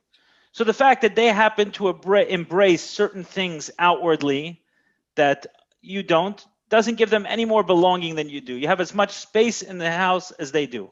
You have a key to the front door just like them. That's right. That's right. You walk into the house and open the fridge and take out whatever you want. It's your house. Now, we said before, there's the rabbi's chair, right? So maybe you're not the person to get up and give the class. Okay, fine. But that's a different thing. That's divisions of labor. The poor guy shouldn't be the philanthropist because he doesn't have what to give. And the guy who's not learned shouldn't be giving the class because he doesn't have what to give. There are divisions of labor. But right now I'm talking about the fact of being at home in your father's house. This is your house. You have, like you said, you have just as much space as anybody else. Right. And that's not the same thing, right? Because there's something, it's maybe like modern culture sometimes is that not only do I get to be here, but you have to embrace my way. We're not saying that. No, but we have to embrace each other. I think that fight, by the way, comes when someone feels like they don't belong. I think it was you. I heard you say it. Maybe it was someone else. Someone asked the question, how should I deal with someone who's gay, for example, right? How should I deal with that? Should I tell them they have no place, or should I, they do, and then I'm embracing everything else? Maybe it was you, maybe it was someone else said, just treat them the same like you would someone who didn't keep Shabbos. Like, don't make one law different than the others. And whoever said that, when I heard it, I think that oftentimes, listen, there were times in my life where I walked into shul and, I didn't make it in a way that was Shabbos-tic. And and I didn't feel like I didn't belong there. No one said, the rabbi didn't say, new rule, you can drive on Shabbos, but there was no message that I didn't belong here. And I think there were certain people, not specifically because of me, there was no message that anyone who didn't keep Shabbos didn't, like, you have a right, you can come in the shul, you can daven, you have space here. But there are certain people who felt specifically with the gay issue that they don't belong. They don't belong. And the message was for the leaders is it doesn't have to turn into, no, it's being gay was wrong, we can do gay marriages and everything else under the sun. It's just the message is the message. The message is the law is the law, just like it is for Shabbos, just like it is for who people are meant to cohabit with each other. However, we don't reject someone. We don't make a distinction between we don't say one law is different than the other. I think that was the message. If we treat them the same way, then the person won't feel rejected. They'll understand that there are certain laws that this has, and that's fine, but the person doesn't have to feel rejected. Apologize for going to the gay issue, but I think it explains it in a way that others don't. And that oftentimes someone feels completely rejected because of their life choices versus there's a life choice, but there's still belonging in there. Like someone who doesn't keep Shabbos will feel very comfortable. I know the shul I go to, Chabad Shul, like many people on Aliyah who don't keep Shabbos. I mean, it's not, they come how they come. No one asks them. But oftentimes there are people who felt like, because of these other choices, they don't have an Aliyah. And I think the message that I heard was treat them both the same way. We didn't get a ranking from God, the Torah, like this violation is more than that violation or the other violation. The laws are the laws are the laws. And if we treat everything the same way, we don't carry our own emotion to it, someone won't feel rejected. And if they don't feel rejected, then they won't feel the need to impose in the other direction. Everything is okay. I don't know if that's making sense, but I know that oftentimes I have a lot of friends, unfortunately, who are in that situation and they feel very strongly rejected. I would say the same thing. There's no more rejection there than for someone who doesn't keep a different law. There's still room to be in the room and in the space and participating in the same way. And the fact that one person struggles with Shabbos, another person struggles with another issue, doesn't give us any right to reject the person who they are. Well, still the law says what it says. I don't know that anyone's trying to change it unless they themselves feel rejected. Yeah. I mean, no, it's a sensitive topic, but yeah. I mean, it should go without saying that this is not about changing Torah, chas v'shalom. I mean, but why do we even have to go there? It's like we already accept imperfect people. I mean, we already accept people who violate Torah all the time. You already allow your children to be educated by people who violate Torah. You ask halachic questions from people who violate Torah, because everybody's imperfect. So just where you draw the line when it personally upsets you more, where you have a personal aversion to whatever it is that. Right, which is the last example I gave. I mean, it's a very extreme example, but right, there are certain ones we have that are more, taking the beard off, for example, Chabad. It's a very strong, level. Right. It's a strong. There are certain things that have a statement that's attached to it. So your message to the children: you have your space, you have a prime space, you have just as much right, but also a huge responsibility. A mumar legili arayis, you could eat a shchita, but if it's mechala Shabbos, you can't. So what I'm saying is there are avedas that bother us more, but whatever. My point is, yeah. I don't know if we should belabor the point. Okay. Listen, I felt the need to say something because I know that issue, almost more than any, is one where people feel like there's really no space for me to belong if I struggle in this way. There's really no room at all. And obviously you're saying that, no, there's room 100% for every single person at the table, no matter the struggle, no matter the sin, no matter the challenge, no matter the confusion. There's room at the table for you.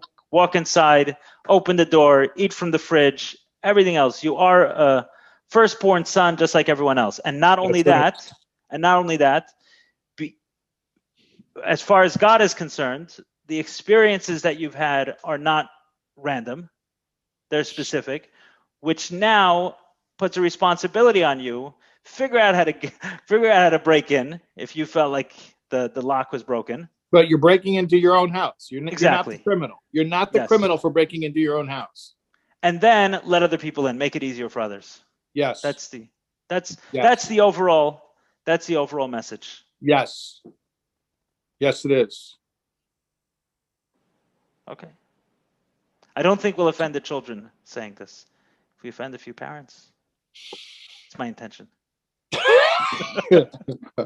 Bonus. Sorry, not sorry. No, I'm kidding. Okay. Is there a question you want to tackle here? I think we covered everything. So there's a last question here that's interesting. Is some of the judgment around people who break Jewish law is based on the punishments in the Torah talks. So if God is harsh with them, shouldn't we be harsh with them as well? His law is pretty harsh. God gets angry and punishes. So therefore what? Therefore, we should be pretty hard. I mean, that's what those in the community. If you should really be pretty... believe that God is harsh with these people, why shouldn't they get more of your compassion?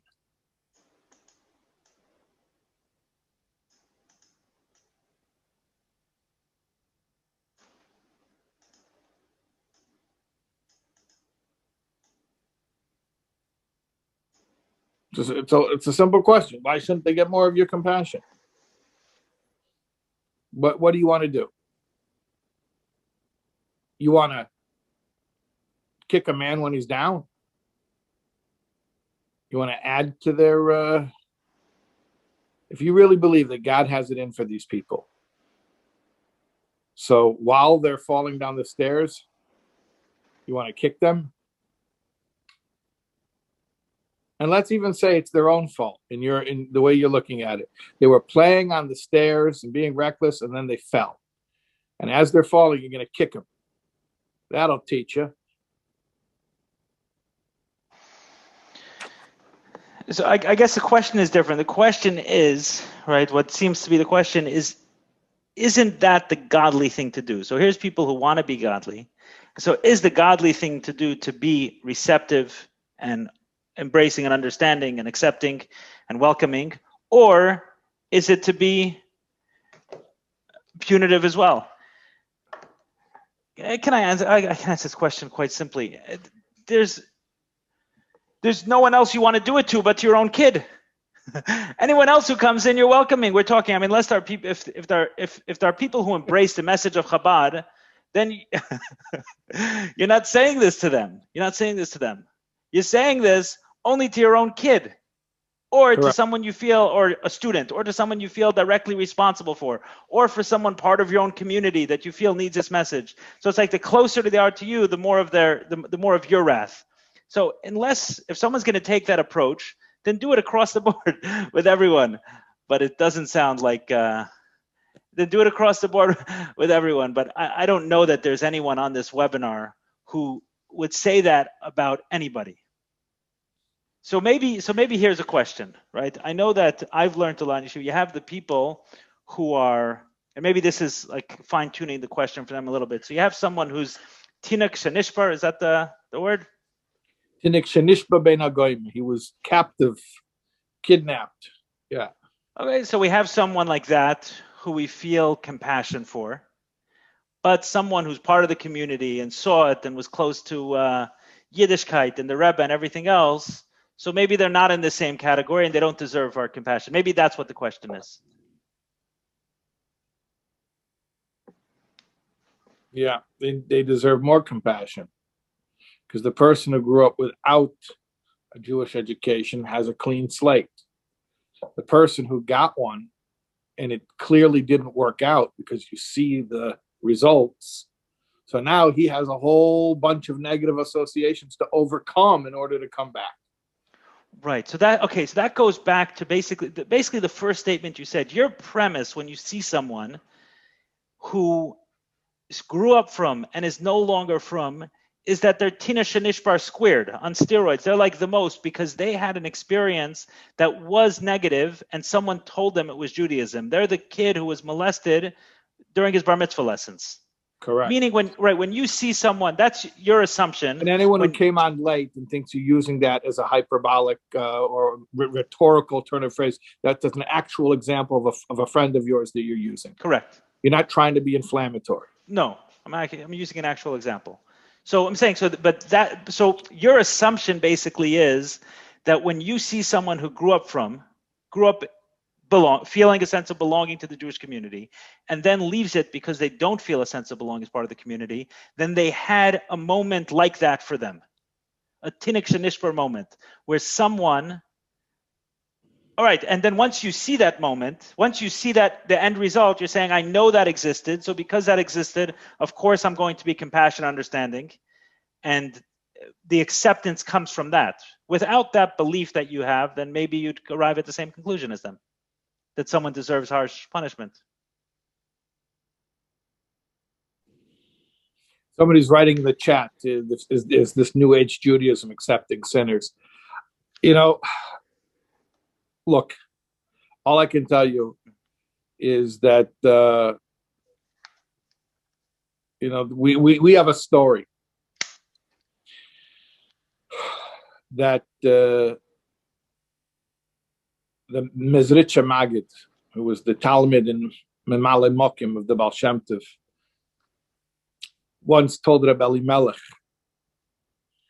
he says, Herst Melech, do you hear? He called him Melech, Rabbi Melech, Melezhensky. What they're saying in the Mesifta Derakia, the school in Gan Eden, that V'yahavta Re'echa Kamecha means loving a Rosh Gomer just like you love a Tzaddik Gomer. So this is Teres Baal Shem Tov. Loving a Rosh Gomer the same way you love a Tzaddik Gomer. This is Teres Baal Shem Tov. We're not changing halacha, chas v'shalom. We're not letting people rewrite the rules. We're not letting them say that things don't apply to them. What we are saying is that every single Jew has a place in their father's home. And if we're going to start kicking people out because of Avedas, we're going to kick you out and you out and you out and you out. Everyone's going to be kicked out. Right. It's so sad that people hear it that way. Like that question is like very disconcerting. Is this New Age Judaism? Where would you see this in Jewish law to welcome someone in who sins? We're welcoming someone in. We're not welcoming, like, why? You're welcoming someone. You're welcoming a person in. You're not. Who's saying that it's embracing what they've done? I mean, I feel like I want to drag everyone to a meeting. It's like there is. People walk into a meeting and it's so clear, right? We're saying we want to live a life without alcohol. We want to live a life without drugs. We want to, this is the life that, whatever it is that people are meeting about, we're absolutely embracing this as the life we want to live. We're committed to it. We'll work hard on it. We'll do whatever we could to stop. There's no, to stop those behaviors, to stop, to stop using it anyway. But when someone walks in struggling with that, they're completely welcomed. And if someone isn't even sure, not only that, Eli, it's more than that. When a newcomer, the guy who walks in, he was drinking earlier today. He reeks of alcohol. Not only did they have a chair for him, he's the VIP. He's VIP. Everyone runs. We got a newcomer. Exactly. Yeah. Right. And it's not, and the person understands. I mean, it's like, for me, it was so beautiful to be around the room of group of people who, they understood my goal, right? My goal was the same. I wanted to be like the ones who were sober when I first walked in. And there was no message to me, it's okay, in the sense that I should keep doing it.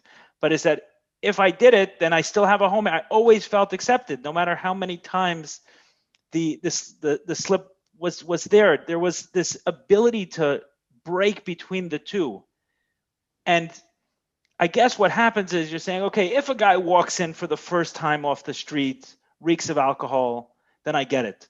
But what happens if a guy has been coming to meetings for 20 years and he still can't get it right? He still just can't. They're still welcome. They're still welcome. And I said, then they understand there is that struggle. And I think that ability to be able to separate the person will feel completely accepted. And they'll also know that in this room, we hold by no alcohol for ourselves.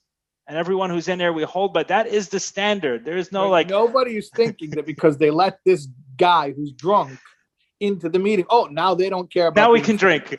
Now we can drink. That doesn't even occur to anybody. Right. But all of a sudden, because somebody is not keeping all the mitzvahs, which I said is already everyone, but now we're going to let them sit at the table with us. Oh, that means we don't care about mitzvahs. Chas v'shalom. Right. And then someone's going to say you want to take recovery and right, put it like recovery is going to teach us about Judaism. Well, recovery has a lot to teach.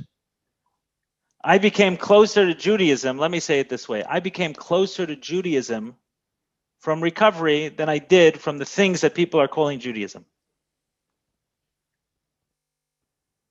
Meaning, I came closer to Judaism from recovery than I did from yeshiva. So my complaint is, and not a complaint because there's no use complaining. My call, my cry is, can we please offer what our children need? Can the yeshivas please offer bonding, love, acceptance, tolerance, camaraderie? Why do they have to have their lives fall apart and then find God in a church basement? Does it have to come to that? They can't find God in a yeshiva. We can't provide that kind of support. Is there a rule against it? Like, would we be missing something? Would it not be as authentically Jewish if people actually had that sense of belonging and vulnerability and safety? Like, if we provided all the things that were provided in the rooms of recovery, lahavdil, would that be somehow wrong? Would that not be an improvement? Aren't we? I'm asking these questions. Aren't we obligated indeed to offer this to our children so that when they come out of the system, they feel that they were given the greatest preparation for life, the most solid foundation, the firmest emotionally solid grounding that you could possibly have? Why do we have to tell them that they're only doing this either, like you said, keeping Shabbos for money or doing mitzvahs for brownie points in Gan Eden? I mean, why can't our kids finish the system and say, wow, I'm so grateful my education was one that gave me such strength as a person and such a love for life and a sense of purpose and belonging? Is there a reason we can't offer that? I mean, to me, I it's a think it's that rhetorical. acceptance and agreeing. I think it's the sense that if we accept someone, we agree with them. And it's not the same thing. We can accept someone and disagree with them strongly. And I speak as someone, I'm not speaking as a rabbi. I'm saying for anyone that we can accept someone and disagree with them strongly, but fully accept and love them. And then they feel that sense of love and belonging,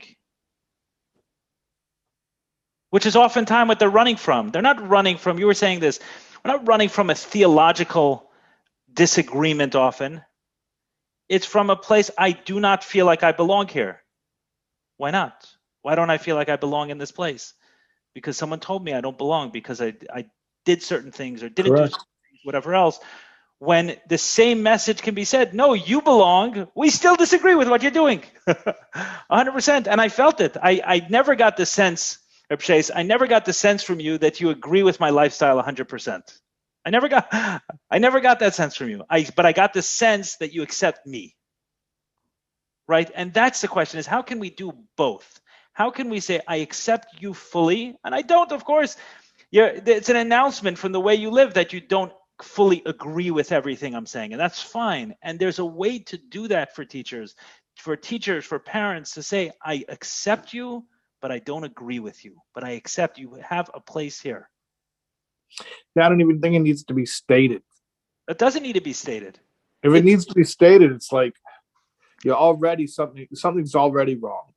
Right, I'm saying it doesn't need to be stated. It's the sense. What's the concern? The concern is that if I hear the words, I accept you, right? If someone hears the words from me that I accept them, then it means I also agree with them. And there's a way for people to feel fully accepted and not get the message that you agree. I know I keep harping on this, but I'm going to say this again as an example. The people you respect, okay, the rabbi you respect, the person that you call when you have a shiloh, okay, he yelled at his wife. In fact, he's going to yell at her again. Do you approve of yelling at your wife? Just because you accept and even respect somebody doesn't mean you're saying all of their behaviors are now sanctioned by kosher. me. They're all sanctioned behaviors now. You accept the fact that people are imperfect, and even though this guy does some things that that we all agree are not proper, but he has what to offer me. What's so hard about that? Right. Yeah, I would say even further, you don't sanction everything I said on this on this webinar today, just in case I said something that people want to turn on you. You don't sanction everything I said on this. Then you don't have to. I'm saying it doesn't have to be sanctioned. It doesn't have to come with, I think that's I know I'll say this, my parents, today we have a beautiful relationship, and this obviously was a sticking point at a time when I made choices. Of course, it was very difficult for them to see me make certain choices that were different. And there was a time where they felt the need to constantly remind me. And I said at one point, I don't need the reminder. I know what you believe. I know what you want and everything else. And I said, don't you think I would want to feel like I'm moving worlds when I'm washing Negavasser? Don't you think that I would want to feel like I'm affecting 3 generations before and 3 generations after when I'm saying Tehillim? Don't you think that I would want that feeling? Wouldn't it be great? Why do I have to go look for something else that's going to give me meaning and impact and fulfillment? I'm going back about 10 years, but eventually it got to the point where that wasn't it anymore. I love you. I want you to be here with me. I want you around, and not the message of and that was never confused. I never heard them say, oh, okay, great, now they believe that Shabbos doesn't have to be kept. Like that's where they came to. There was never a sanctioning with it. We're capable of hearing that, and I think even teenagers and young students are fully capable of hearing that, and we would have a different I think we would have something different. People don't have to be pushed out to a sense of not belonging because of certain choices. And then what you said about you just automatically view them as having gone through something difficult. So how can I push someone out further who went through something difficult? Let me say this story, because this is a crazy story. It just happened a short time ago. Someone calls me and they say that I need your help because my 10-year-old was kicked out of school. Why was his 10-year-old kicked out of school? Because he searched for pornography on a school computer. It was like in class, something, search for pornography. So they kicked him out of school. How old? 10 years old. So my first reaction was, wow, like this would have been a great teaching moment. Like, first of all, the average age that people first search for it is, like studies tell us, between 8 and 10 years old for boys, right? That they first see pornography for the first time. So it could have been a great teaching moment. And I was upset at the school for, like, why not take this teaching moment? But in fact, I was wrong. It was the wrong approach, because 4 or 5 days later, I get a call from the parents again, saying that in talking to our child, and now he's home from school, they found out that he was being abused by one of the teachers. So, meaning the question instinctively, and I said, something, it's like it bothers me that I missed that, because that should have been my immediate reaction, is what is a 10-year-old doing looking at porn? Why is he looking it up? What happened? Where was the disconnection? What's off in a 10-year-old's life that he's searching for that? And there was something, fortunately in this case, the parents found it, but that the fact that a teacher can look at a 10-year-old who searches for porn and saying he's wrong, he's got to be out of class, instead of instinctively thinking the way you started this phone call, that there's something wrong, there's something amiss here. The alarm went off and I smashed the alarm. Instead of here's my alarm bell, I smashed the alarm. We don't want any more alarm bells. Right, every single kid who's leaving the Jewish community has to be an alarm bell for the Jewish community. And instead of listening to it ringing and saying there's something I need to pay attention to, there's a fire somewhere, let me smash the alarm. Smash it, throw it out the window, throw it to the bottom of the sea. I shouldn't hear it anymore. Right. This can go on for a while. It's a big topic. We got to stop smashing the alarms.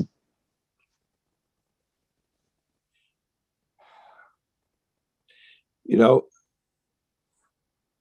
people who need the most support not only get the least of it, they get rejection. And that is something that I believe that our entire community has to do teshuvah for, every single one of us, because as a tzibur, as a rabbim, we're all complicit to some degree because we're all part of this society. Those who need the most compassion, support, resources, concern, care, not only they get the least of it, but they get the most rejection. And it's a cultural norm.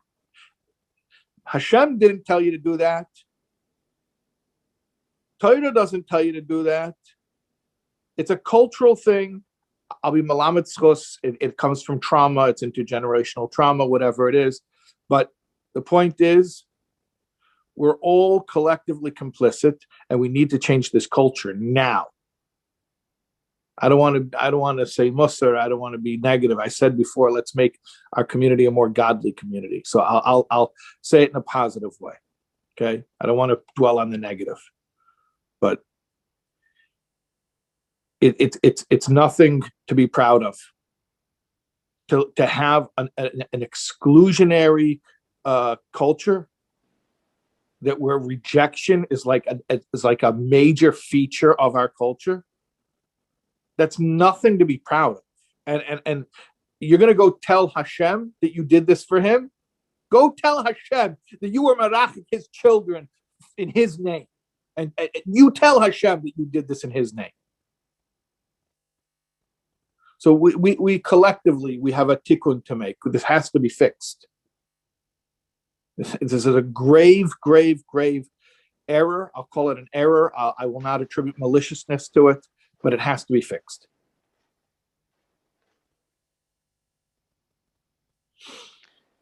There's, I'm sure you're familiar with the work of Gabor Mate. Yeah, sure. Yeah.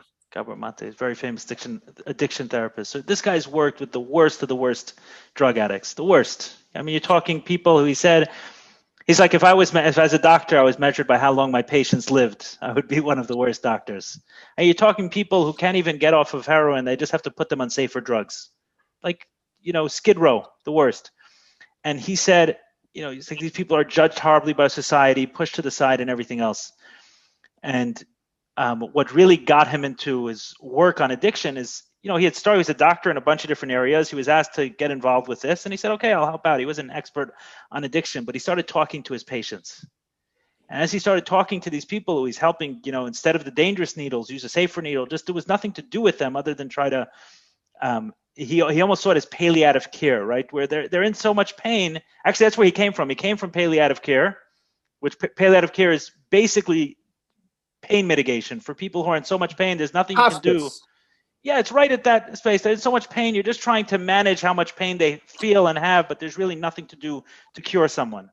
So then he went to addicts, and then he saw the comparison between the two. And he started talking to them, and he wrote a book in the realm of Hungry Ghosts, where it's really stories of the addicts that he worked with. And he said what changed for him, he said, instead of asking the question, why the addiction, he started asking why the pain. And when he sees someone who's using drugs, and you're making this comparison. I don't know that I can go so far as making this comparison, but I think as far as the framework, like let's say you're wrong. Okay, so you're wrong, and you gave someone a hug instead of the opposite. And I'll give a tzedakah analogy in a second. Remind me if I forget. But what he said is just looking at people and saying why the pain shifted everything. Because when you say why the addiction turns into a war on drugs. Like let's get rid of it. It's bad. We're banning. But he saw people and he said, no one wants this. No one wants to be on cocaine all day long. No one wants to be on heroin all day long. No one wants to destroy their body, destroy their life, destroy their family, destroy their jobs. No one wants this. So when he started asking his patients why the pain, all of a sudden something else opened up. And I think you're saying the same thing is when you're seeing, when you're hearing that the 10-year-old searching the computer for a pornographic image, you're saying what went wrong. Not you are wrong, what went wrong. And when you're seeing someone 30 years old, 40 years old, 50 years old, you're saying you grew up from what went wrong. And that question changes your whole perspective. So then one thing is right? Let's say you're wrong, right? Let's say you happen to be wrong on one. Nothing went wrong. This guy's just, he's bad to his core for whatever reason.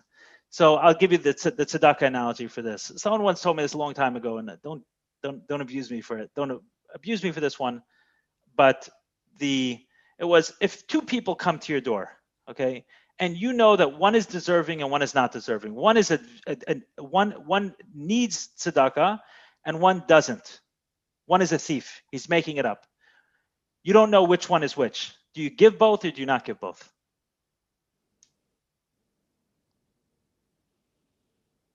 You're really asking? Yeah.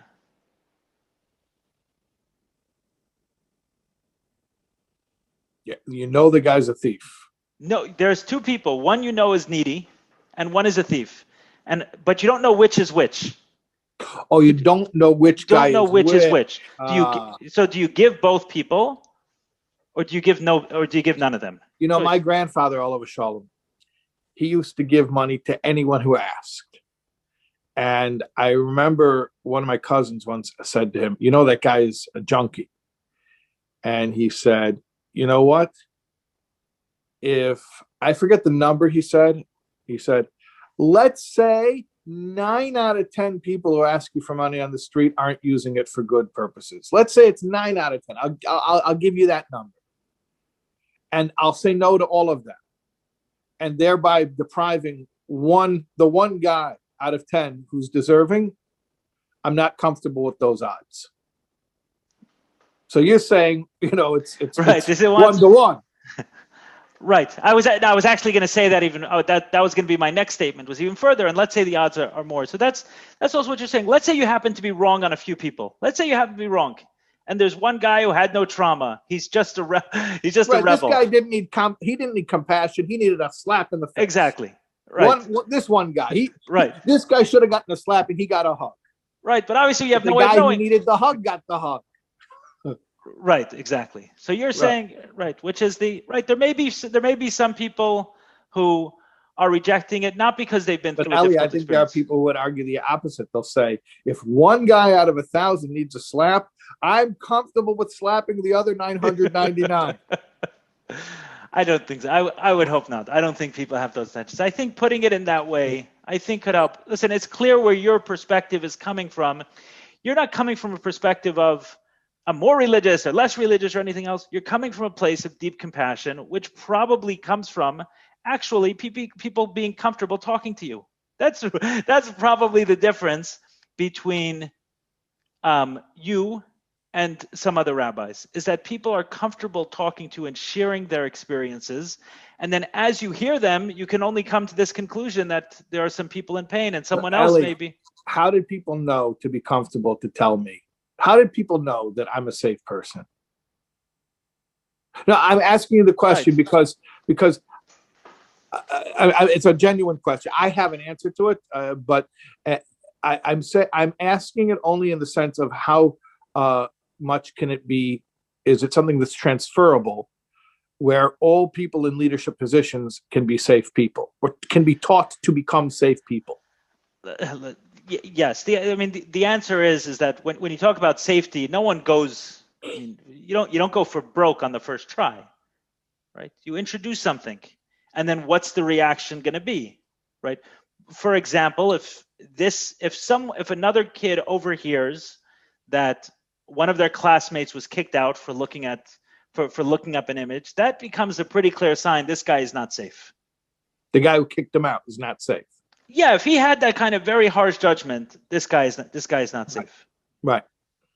This guy's not safe. So my point is that we've had some fairly personal conversations. It wasn't in the first 6 seconds of meeting you, right? I maybe introduce something that's a little bit lighter, and you see how one reacts, and so on and so forth. But that message, that idea of hearing these things that we don't like to hear, and instead of responding with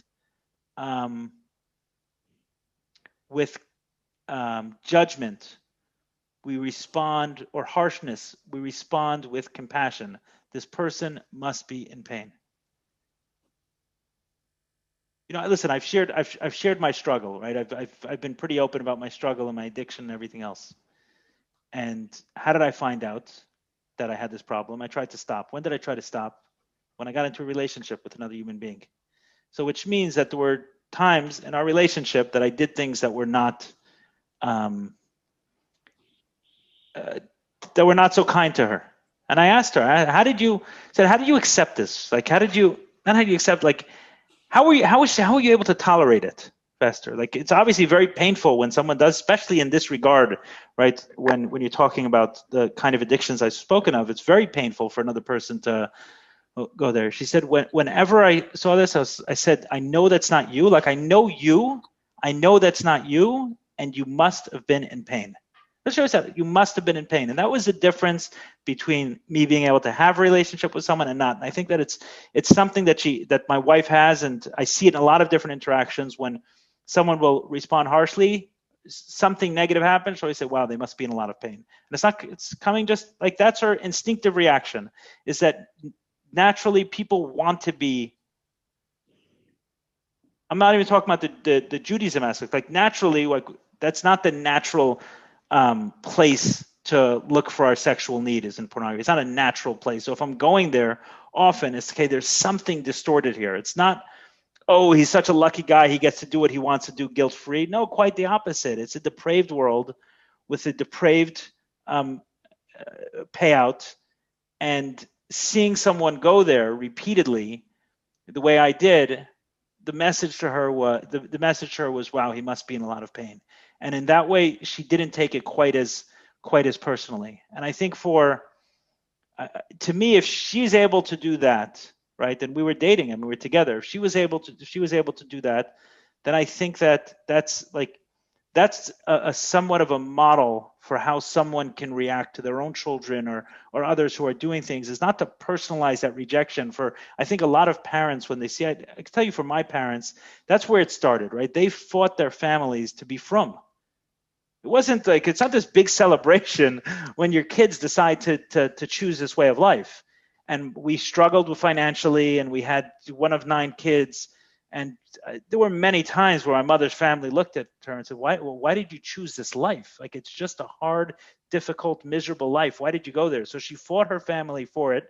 And then for some of her children, I'll talk about me, but for me to choose a different way, she did take it personal for a time. It was very personal for her. Say, I fought for this.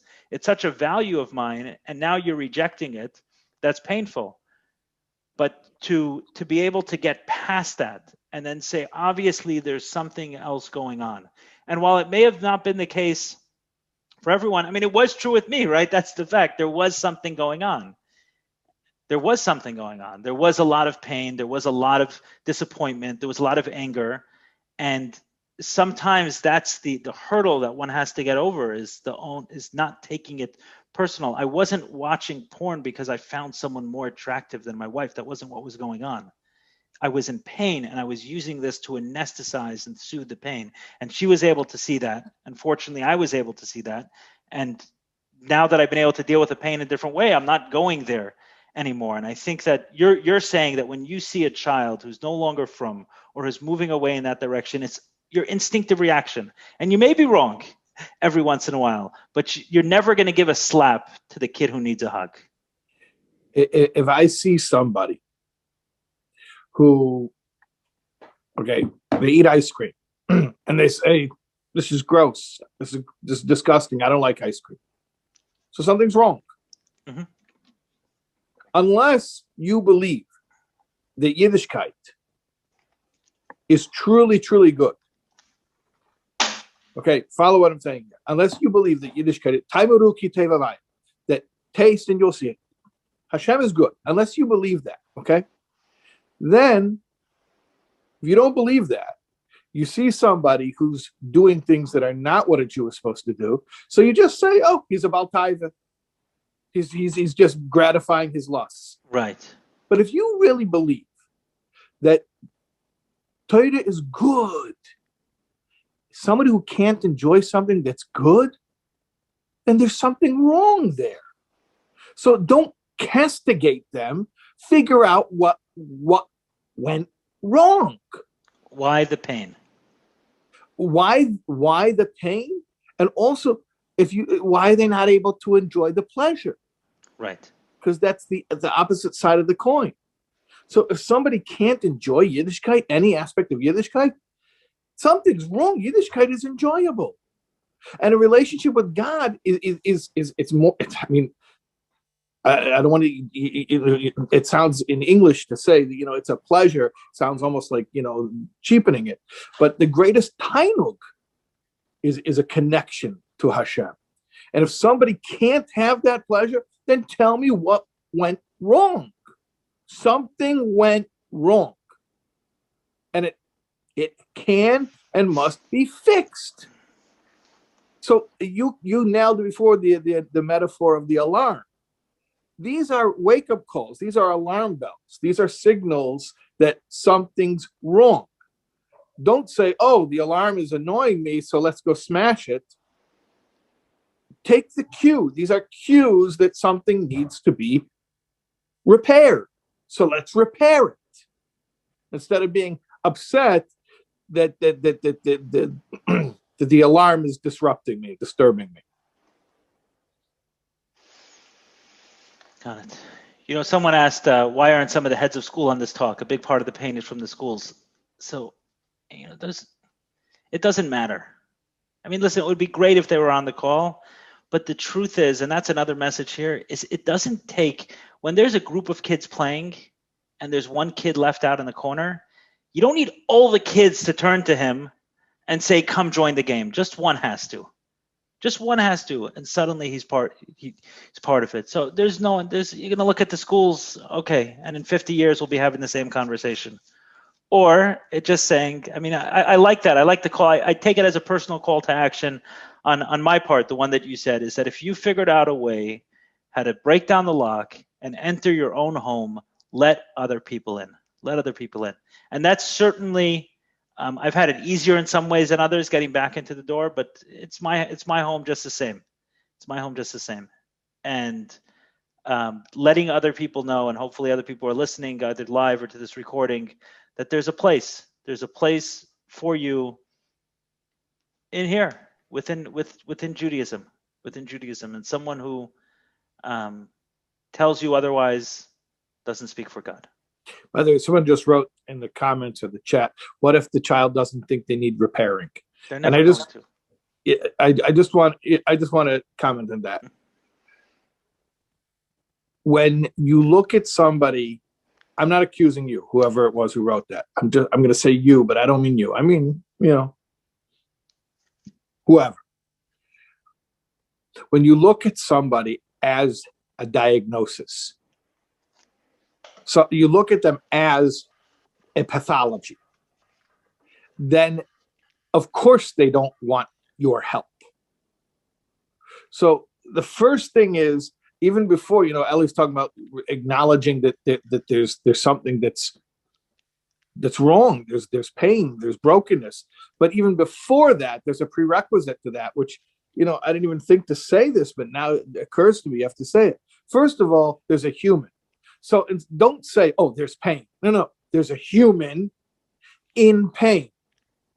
Because if you start saying, oh, I heard Shais Taub say that there's pain. So now all of a sudden I'm looking at these people as pain. You're objectifying them as their pain. And they feel that. And of course they don't want your fixing or your help. But if you can look at them first and foremost as a human, and this is a human who's in a great deal of pain, then you become a safe person. And then they may even ask you for help. But the best indication to know that someone trusts you enough to ask you for help is that they will ask you for help. And conversely, if they're not yet asking you for help, forget about rejecting your help, but even just not asking you for help, that is a cue you need to earn more trust. So stop offering the help and start building more trust. The question, what I was going to say to that is, what if the parent doesn't think they need repairing? Parents are all fine. The kids are the problem. These kids are the problem. Right. I think that's one of the points, is that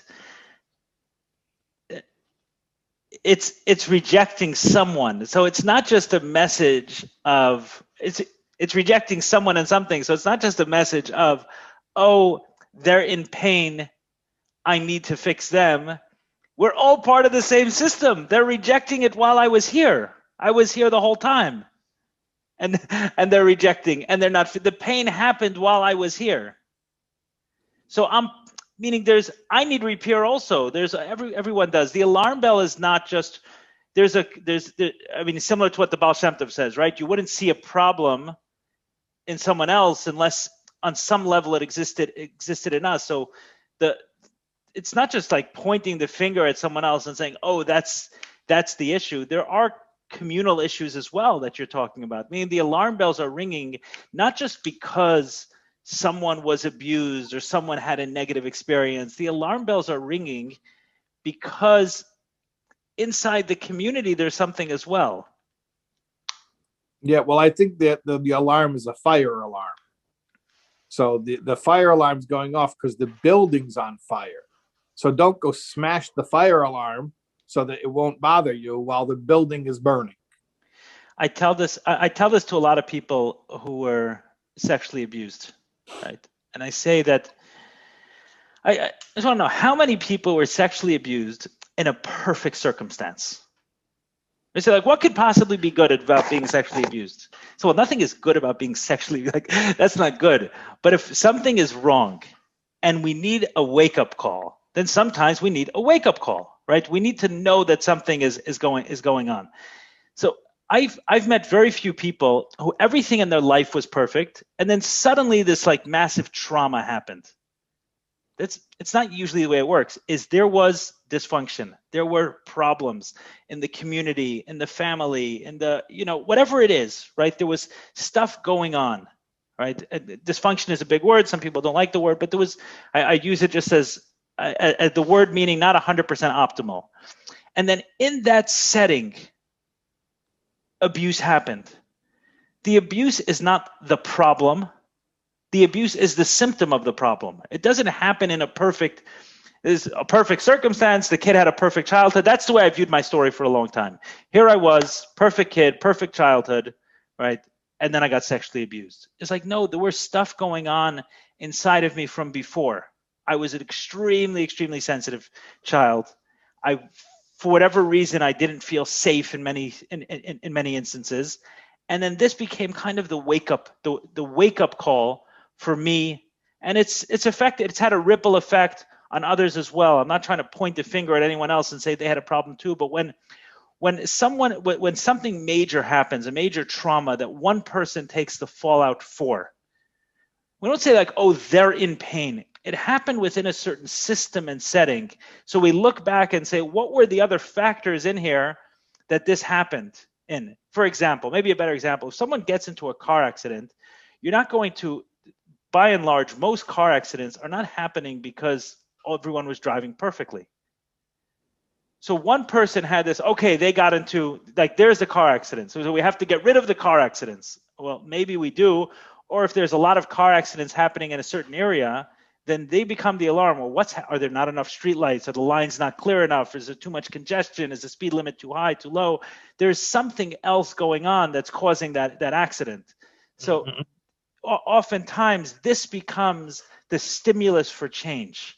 And I tell a lot of people who are sexually abused, where they look at it as the most painful thing, and I say one way to heal it is to look at it as not life was perfect and then I got interrupted. Is life was perfect, life was imperfect, had a lot of issues, and had that not happened, you may have stayed in the imperfection, been able to deal with it. Sometimes things have to get really bad and sometimes things have to destroy us before we realize how bad it is. And that's why I want to go back to what I was saying before, that anyone, and this is such chutzpah of me to say this, but I'm asking the people whose experience in the community was negative. This is chutzpah to ask me to ask them right to do this, but the community needs you to come back and heal them. And those who have been hurt the most are the strongest ones and have the most to offer. and we need your voices. And not only do you have a place at the table, I said this 2 hours ago. Not only do you have a place at the table, you have a leadership role to fill because of your pain and the adversity you've gone through. So I'm just praying that those who have been hurt the most, and again, it's chutzpah of me to ask this, but I'm praying those who have been hurt the most can find it in their hearts to come back and to heal the community. And I think they can find it in their hearts if you think about it like this. This I feel is a compelling way of thinking about it. Think of yourself as you were 20 years ago, or however old you are now. Think about yourself as you were, at an earlier juncture in your life. And think about the fact that right now in the community where you grew up, there are 1,000 children who are right now where you were. At least come back for their sake. Come back to our community and offer what you have, at least for the sake of the kid who is where you were 20 years ago, 30 years ago, 40 years ago, however long ago it was. Come back for them. Because the ones who are going to fix it are not the same status quo people. We're not going to get different results running things the same way. The rejected stone has to become the cornerstone. Come back, take a leadership role in the community. If I can add to this, so for a while I kind of left the community and I came back to it really through JCW, right? And I said, it's exactly what you're saying, that I went through certain experiences and then I felt like I had certain healing and I needed to share this with people. Like, hey, this is going on in the community. So I came in from, I kind of almost reconnected with Crown Heights and the Chabad community by saying, okay, there are children, exactly what you're talking about. There are children who suffered the same thing I did, and let me go back for them. There's something that I can offer for children who are being abused, and I heard so many stories of it. And listen, abuse, I want to be clear, when I talk about sexual abuse, it's not the end all and be all of pain. If someone didn't have sexual abuse, doesn't mean they didn't have trauma. I think what it is oftentimes an outgrowth of a tremendous amount of problems. And then for me, I said I got tapped on the head I almost chosen. I was chosen by God to deal with this issue. Otherwise, it wouldn't have happened to me. We can't believe in God, and we can't believe that there was that God gave the Torah on Mount Sinai, but we don't believe that God chose for me to be sexually abused or for other people to go through those experiences, right? Obviously not in a passive, like, oh, it doesn't matter what happens. No, we have to go back and change, we have to fight so that it doesn't happen to anyone else, of course, not this passive approach to, God wants bad things to happen, so let it happen. That's not the Jewish way. But once it does happen, I have to say that I was chosen for this point. And one of the things at first, when I heard these negative comments or people dismissing it or people minimizing it or people attributing ulterior motives or whatever it was, or, we'd have a beautiful event, really impactful, and, someone got a little bit heated and said one 4-letter word. And then everyone's talking about, oh my goodness, a 4-letter word was said in the shul. And I was like, really? That's what you care about? A 4-letter word was said in the shul? Can I tell you what happened in the shul? It involved much worse than 4-letter words. That's why I'm here that's what I'm here talking about. I have the actual people. So there were times where I got very angry and very dissuaded and pushed away. So I'm talking to the people who are listening to your charge and saying, okay, on some level, we've all been through certain experiences and each one is different. I can't crack the door open for everyone. When is it cracked door open? Is just to feel a part of the Jewish community. I think it's a beautiful source of pride for me that I feel very strongly connected to it. And I think that others should as well. It's a beautiful heritage, a beautiful culture. It's longstanding. And for someone to be Jewish and not to feel connected to it is a pity and a shame, regardless of their level of observance. I think I heard it a million times. I never translated it once. I don't know. It just, you hear it so many times. Kid, it's a beautiful thing. This is an inheritance. It's a beautiful inheritance to be part of the Jewish people. For me, it's definitely a strong source of pride and something that I want to give to my children. But it's true, not one person can't open that door for everyone because people have had different experiences, and there are others who can break that open for them. My point in all this is that when I started hearing these comments at first, when I started doing very insensitive or hurtful or rejecting, or like I said, attributing ulterior motives, and it's no secret that I've been criticized by different people in the community over different stances that I've taken on different issues. What kept me in the fold was every time I heard one of those, like I didn't say like, okay, now I'm running because I came back and I should get a beautiful warm welcoming. Well, not everyone's going to give you the wonderful welcoming that's going to happen. And what I said was every time I heard one of the negative things, I said, that's why I'm here. That's why I'm here. It's exactly for this that I came back. If it didn't exist, I'd have no reason to be here. The problem is the reason that I'm here. So the people who are rejecting me were fueling me.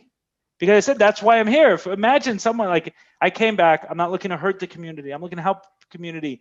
I've given, people attributed ulterior motives to me when I've given so much of my time and money to Jewish organizations, and people still had negative things to say about, not negative things to say. Obviously, I did things wrong. Everyone makes mistakes. What I'm saying is that that my motives somehow, like all of a sudden in this place, were incorrect. They didn't question the check, but they questioned the speech. they questioned the speech, and while they at times were hurtful, it also fueled me and said, no, this is the dysfunction. This is what it is. That there's a certain mold, and people who don't fit it completely, some are very comfortable rejecting them, and those people, it's a cancer in the world. That smart people have doubts, and stupid people often have a lot of conviction, on everything, right? So here you are, the loudest voice in the room. Get the hell out. You don't belong here. That's right. Right. Yeah. It's felt. And then you talk to other people and say, like, listen, I support what you're doing. I don't quite know how you're doing it, but that's not a very good tagline. Right. So all you hear is the guy who's like, the guy who wants to beat you down. So what I'm saying is, to those who are looking to come back, when those comments come to you, which they will, not everyone's going to be welcoming, not everyone's going to open the door, but if you're trying to change something in a positive way, your motives are coming from good, and you're motivated by what Rabbi Shais, what you said was 100% correct. You're motivated by, you're speaking to the younger version of you. Normally, when I went back to the community, I said, I'm speaking to the 10-year-old version of me. I'm speaking to the 15-year-old version of me. What did I need to hear that I did not hear? And that's what I said. And when you're going back with those intentions and you hear certain things, use it as fuel to keep pushing forward and to open the door, the door for others. The second you stop hearing the comments, retire on that issue and go to another one, because that problem has been solved. To say there. Awesome. I hope this was helpful. This was great for me, by the way. I enjoyed this conversation very much. You gave me a lot of things to think about, which is not. I asked you before we went on, are you in the mood for this? You said, yeah, I'm in the mood. So worked out. It worked out. I hope it worked out for those listening, but I imagine if people spend 2.5 hours with us, yeah, they got something from it. So thanks everyone for joining. Shais, I hope I didn't interfere too much with what you're going to say, but everything says it's meant to be. It was beautiful. It was beautiful. And I just hope that, I more than hope, I do believe that I know that this will lead to positive action. My hope is that the positive action will lead to positive action, that there will be a compounding effect. Well, I could say this, from the different topics that I've touched on in the webinars I've done, some of them which we've done together, this by far has gotten the strongest response. Yes. Yeah. So this is a topic that's almost no one is, what they say, ain't biased, ain't shames, right? There's like no one who hasn't been touched by this on some level, themselves, a sibling, a cousin, a parent, child. There's, just it's affecting because people feel like they don't belong and they don't have a space, and that's how. Yeah. So yeah. Okay. All right. And in terms of that, I'm encouraged, right? There are a couple people who make small comments, but when there are people who turn out and people are interested and people questions, and obviously this is a topic that a lot of people feel is open for them. It's an open issue for them. So it's a topic that can still be discussed and explored, and hopefully more and more people take it on, because it's I'm a big believer in, like, I believe Jewish pride. It's an identity of ours, and we deserve to have that. I didn't always feel it. I feel it strongly today, and I think that all of us could. If it's, as Sheldon Adelson said, he had an experience. The guy gave tremendous amount of money to Jewish causes. So one of the most profound experiences he had was watching a kid get attacked or yelled at for being Jewish, someone else. And he said, like, no matter what we do, like the last thing is, no matter what we do, someone's gonna identify me as being Jewish anyway. Like as far as away as I run, whatever happens, someone's gonna identify me as Jewish anyway, right? Even if we've distanced ourselves, as far as I've gone, I say, oh, the guy's Jewish. I've heard it so many times about me. This guy's Jewish. So okay, so if I'm gonna get it for the bad, I'm gonna get it for the good, right? Meaning, that's what he said. He said that so for him, it gave him a very strong Jewish pride. When he saw that negative reaction, he said, if someone can attack someone else for being Jewish, then I'm going to wear that proudly as well. I'm going to wear that proudly as well. And there's a way. I mean, you'll hear it consistently with people who have achieved tremendous success. I'm like Sheldon Adelson, and people who inspire me are people who take negative experiences as fuel, converting it to. That's a negative experience to see an anti-Semitic incident. And instead he said, you know what? That's going to be my fuel while I give billions to Jewish causes. So why not? Yeah. I'm sure that wasn't what the person intended. Exactly. Right? The advantage of light that comes from darkness. Yeah. And I think for all of us who's been through those experiences, I mean, that's to unpack that box. It's not an easy box to unpack, and I'm not judging anyone who hasn't unpacked all of them yet. I certainly haven't unpacked all of them in my experience, but the ones that I have, it's the best. It's really the best feeling in the world to unpack some of these boxes and to look at some of these negative experiences in my life and say that not negative, they're the best. They're like, in some way, they're the best in the sense that they've not letting the other people off the hook, but the best in the sense that they've made me who I am, and they've created a certain amount of good in the world. And they've pushed me and fueled me in ways that very few things could.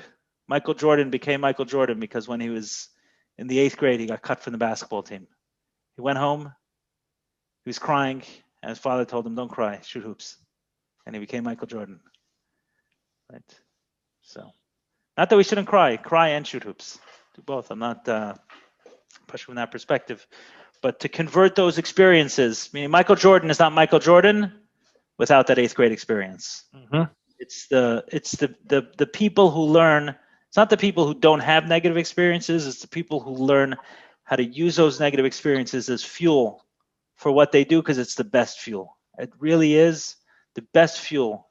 Is those negative experiences. It's what keeps me. It definitely gets me going much. A negative comment can keep me going much longer than a positive one. A pat on the back is good for a few hours.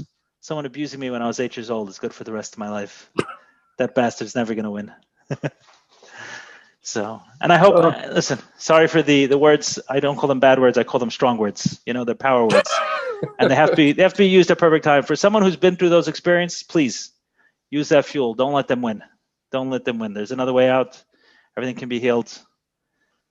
Life doesn't have to end the way it began. And then one day we'll look at those people and we'll say, not only didn't you hurt me, you helped me. Not only didn't you hurt the world, you helped me. That not just, I mean, it's in a little bit different way than we were saying before. Those who were rejected come back as leaders. Also, the aspects of our lives which we rejected. We said we were Evan Mosu means they spurned it. They despised it. Right? Those parts of our lives that we despised, they end up becoming, the cornerstone of what we accomplish. I want to add one thing to that, even though I know we're going for a long time, but everyone's free to leave when they want. I was afraid that people are going to hear what I said the wrong way. So if someone had a painful experience and they haven't yet converted, it's on them. So I want to be clear, the process. The process actually is to surround yourself. The only way to go in deep into some of these negative experiences, to actually look at the way it affected us, which is the only way to heal. It is to go right where it is. It's not get over it. It's go right through it to those most painful experiences of our life. It's not, oh, I'm just going to use it as fuel. It's going back there, seeing really the way it affected us, feeling the pain that we couldn't feel at 8, 9 years old because it was too big then, but now we have better capacity to. It's only by surrounding ourselves with people who can tolerate that as well, who can hold that pain with us. So it's not something to be used as a battering ram against someone else saying, oh, I heard someone talk about abuse and they used it for something positive, so why are you still weeping in the corner? No, that person hasn't had someone who sat there with them, because we get hurt by people and we heal through people. That person hasn't had someone sit with them and who can handle that pain. That's what I needed. Someone who can sit there and not be blown over not when I needed to feel that. And once I was able to feel it, I didn't need long in it, but I needed to be able to feel it and feel the pain fully for a period of time before getting over it, quote unquote. No one gets over it. No one gets over it. You go right through it to the deepest parts of it. And that happens with, I want to say the watchful eye, but it happens surrounded by people who can tolerate that level of pain.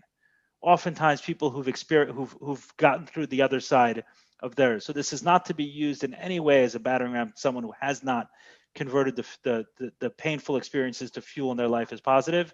It's simply painting a picture on the wall for someone that the way your life began is not the way it needs to end. There's hope. It doesn't, just because someone has gone through painful experiences, they're not branded as messed up for the rest of their life. Quite the contrary, it could and should be converted over time.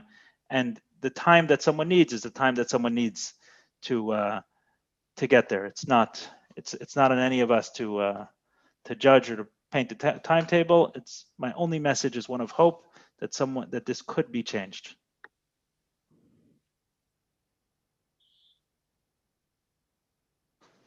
That's all I got. I've gotten more fired up in this one than most of my others, Rabbi Shais. I could get you going again if you want. I do. My wife wants me home at some point. Oh, okay, fine. All right. All right. We're still Shana Rishina. We're in the 3rd year of Shana Rishina. So. Baruch Hashem. Beautiful. Take care. Okay. Thanks, Ali. Have a great night, everybody. Thanks so much for tuning in.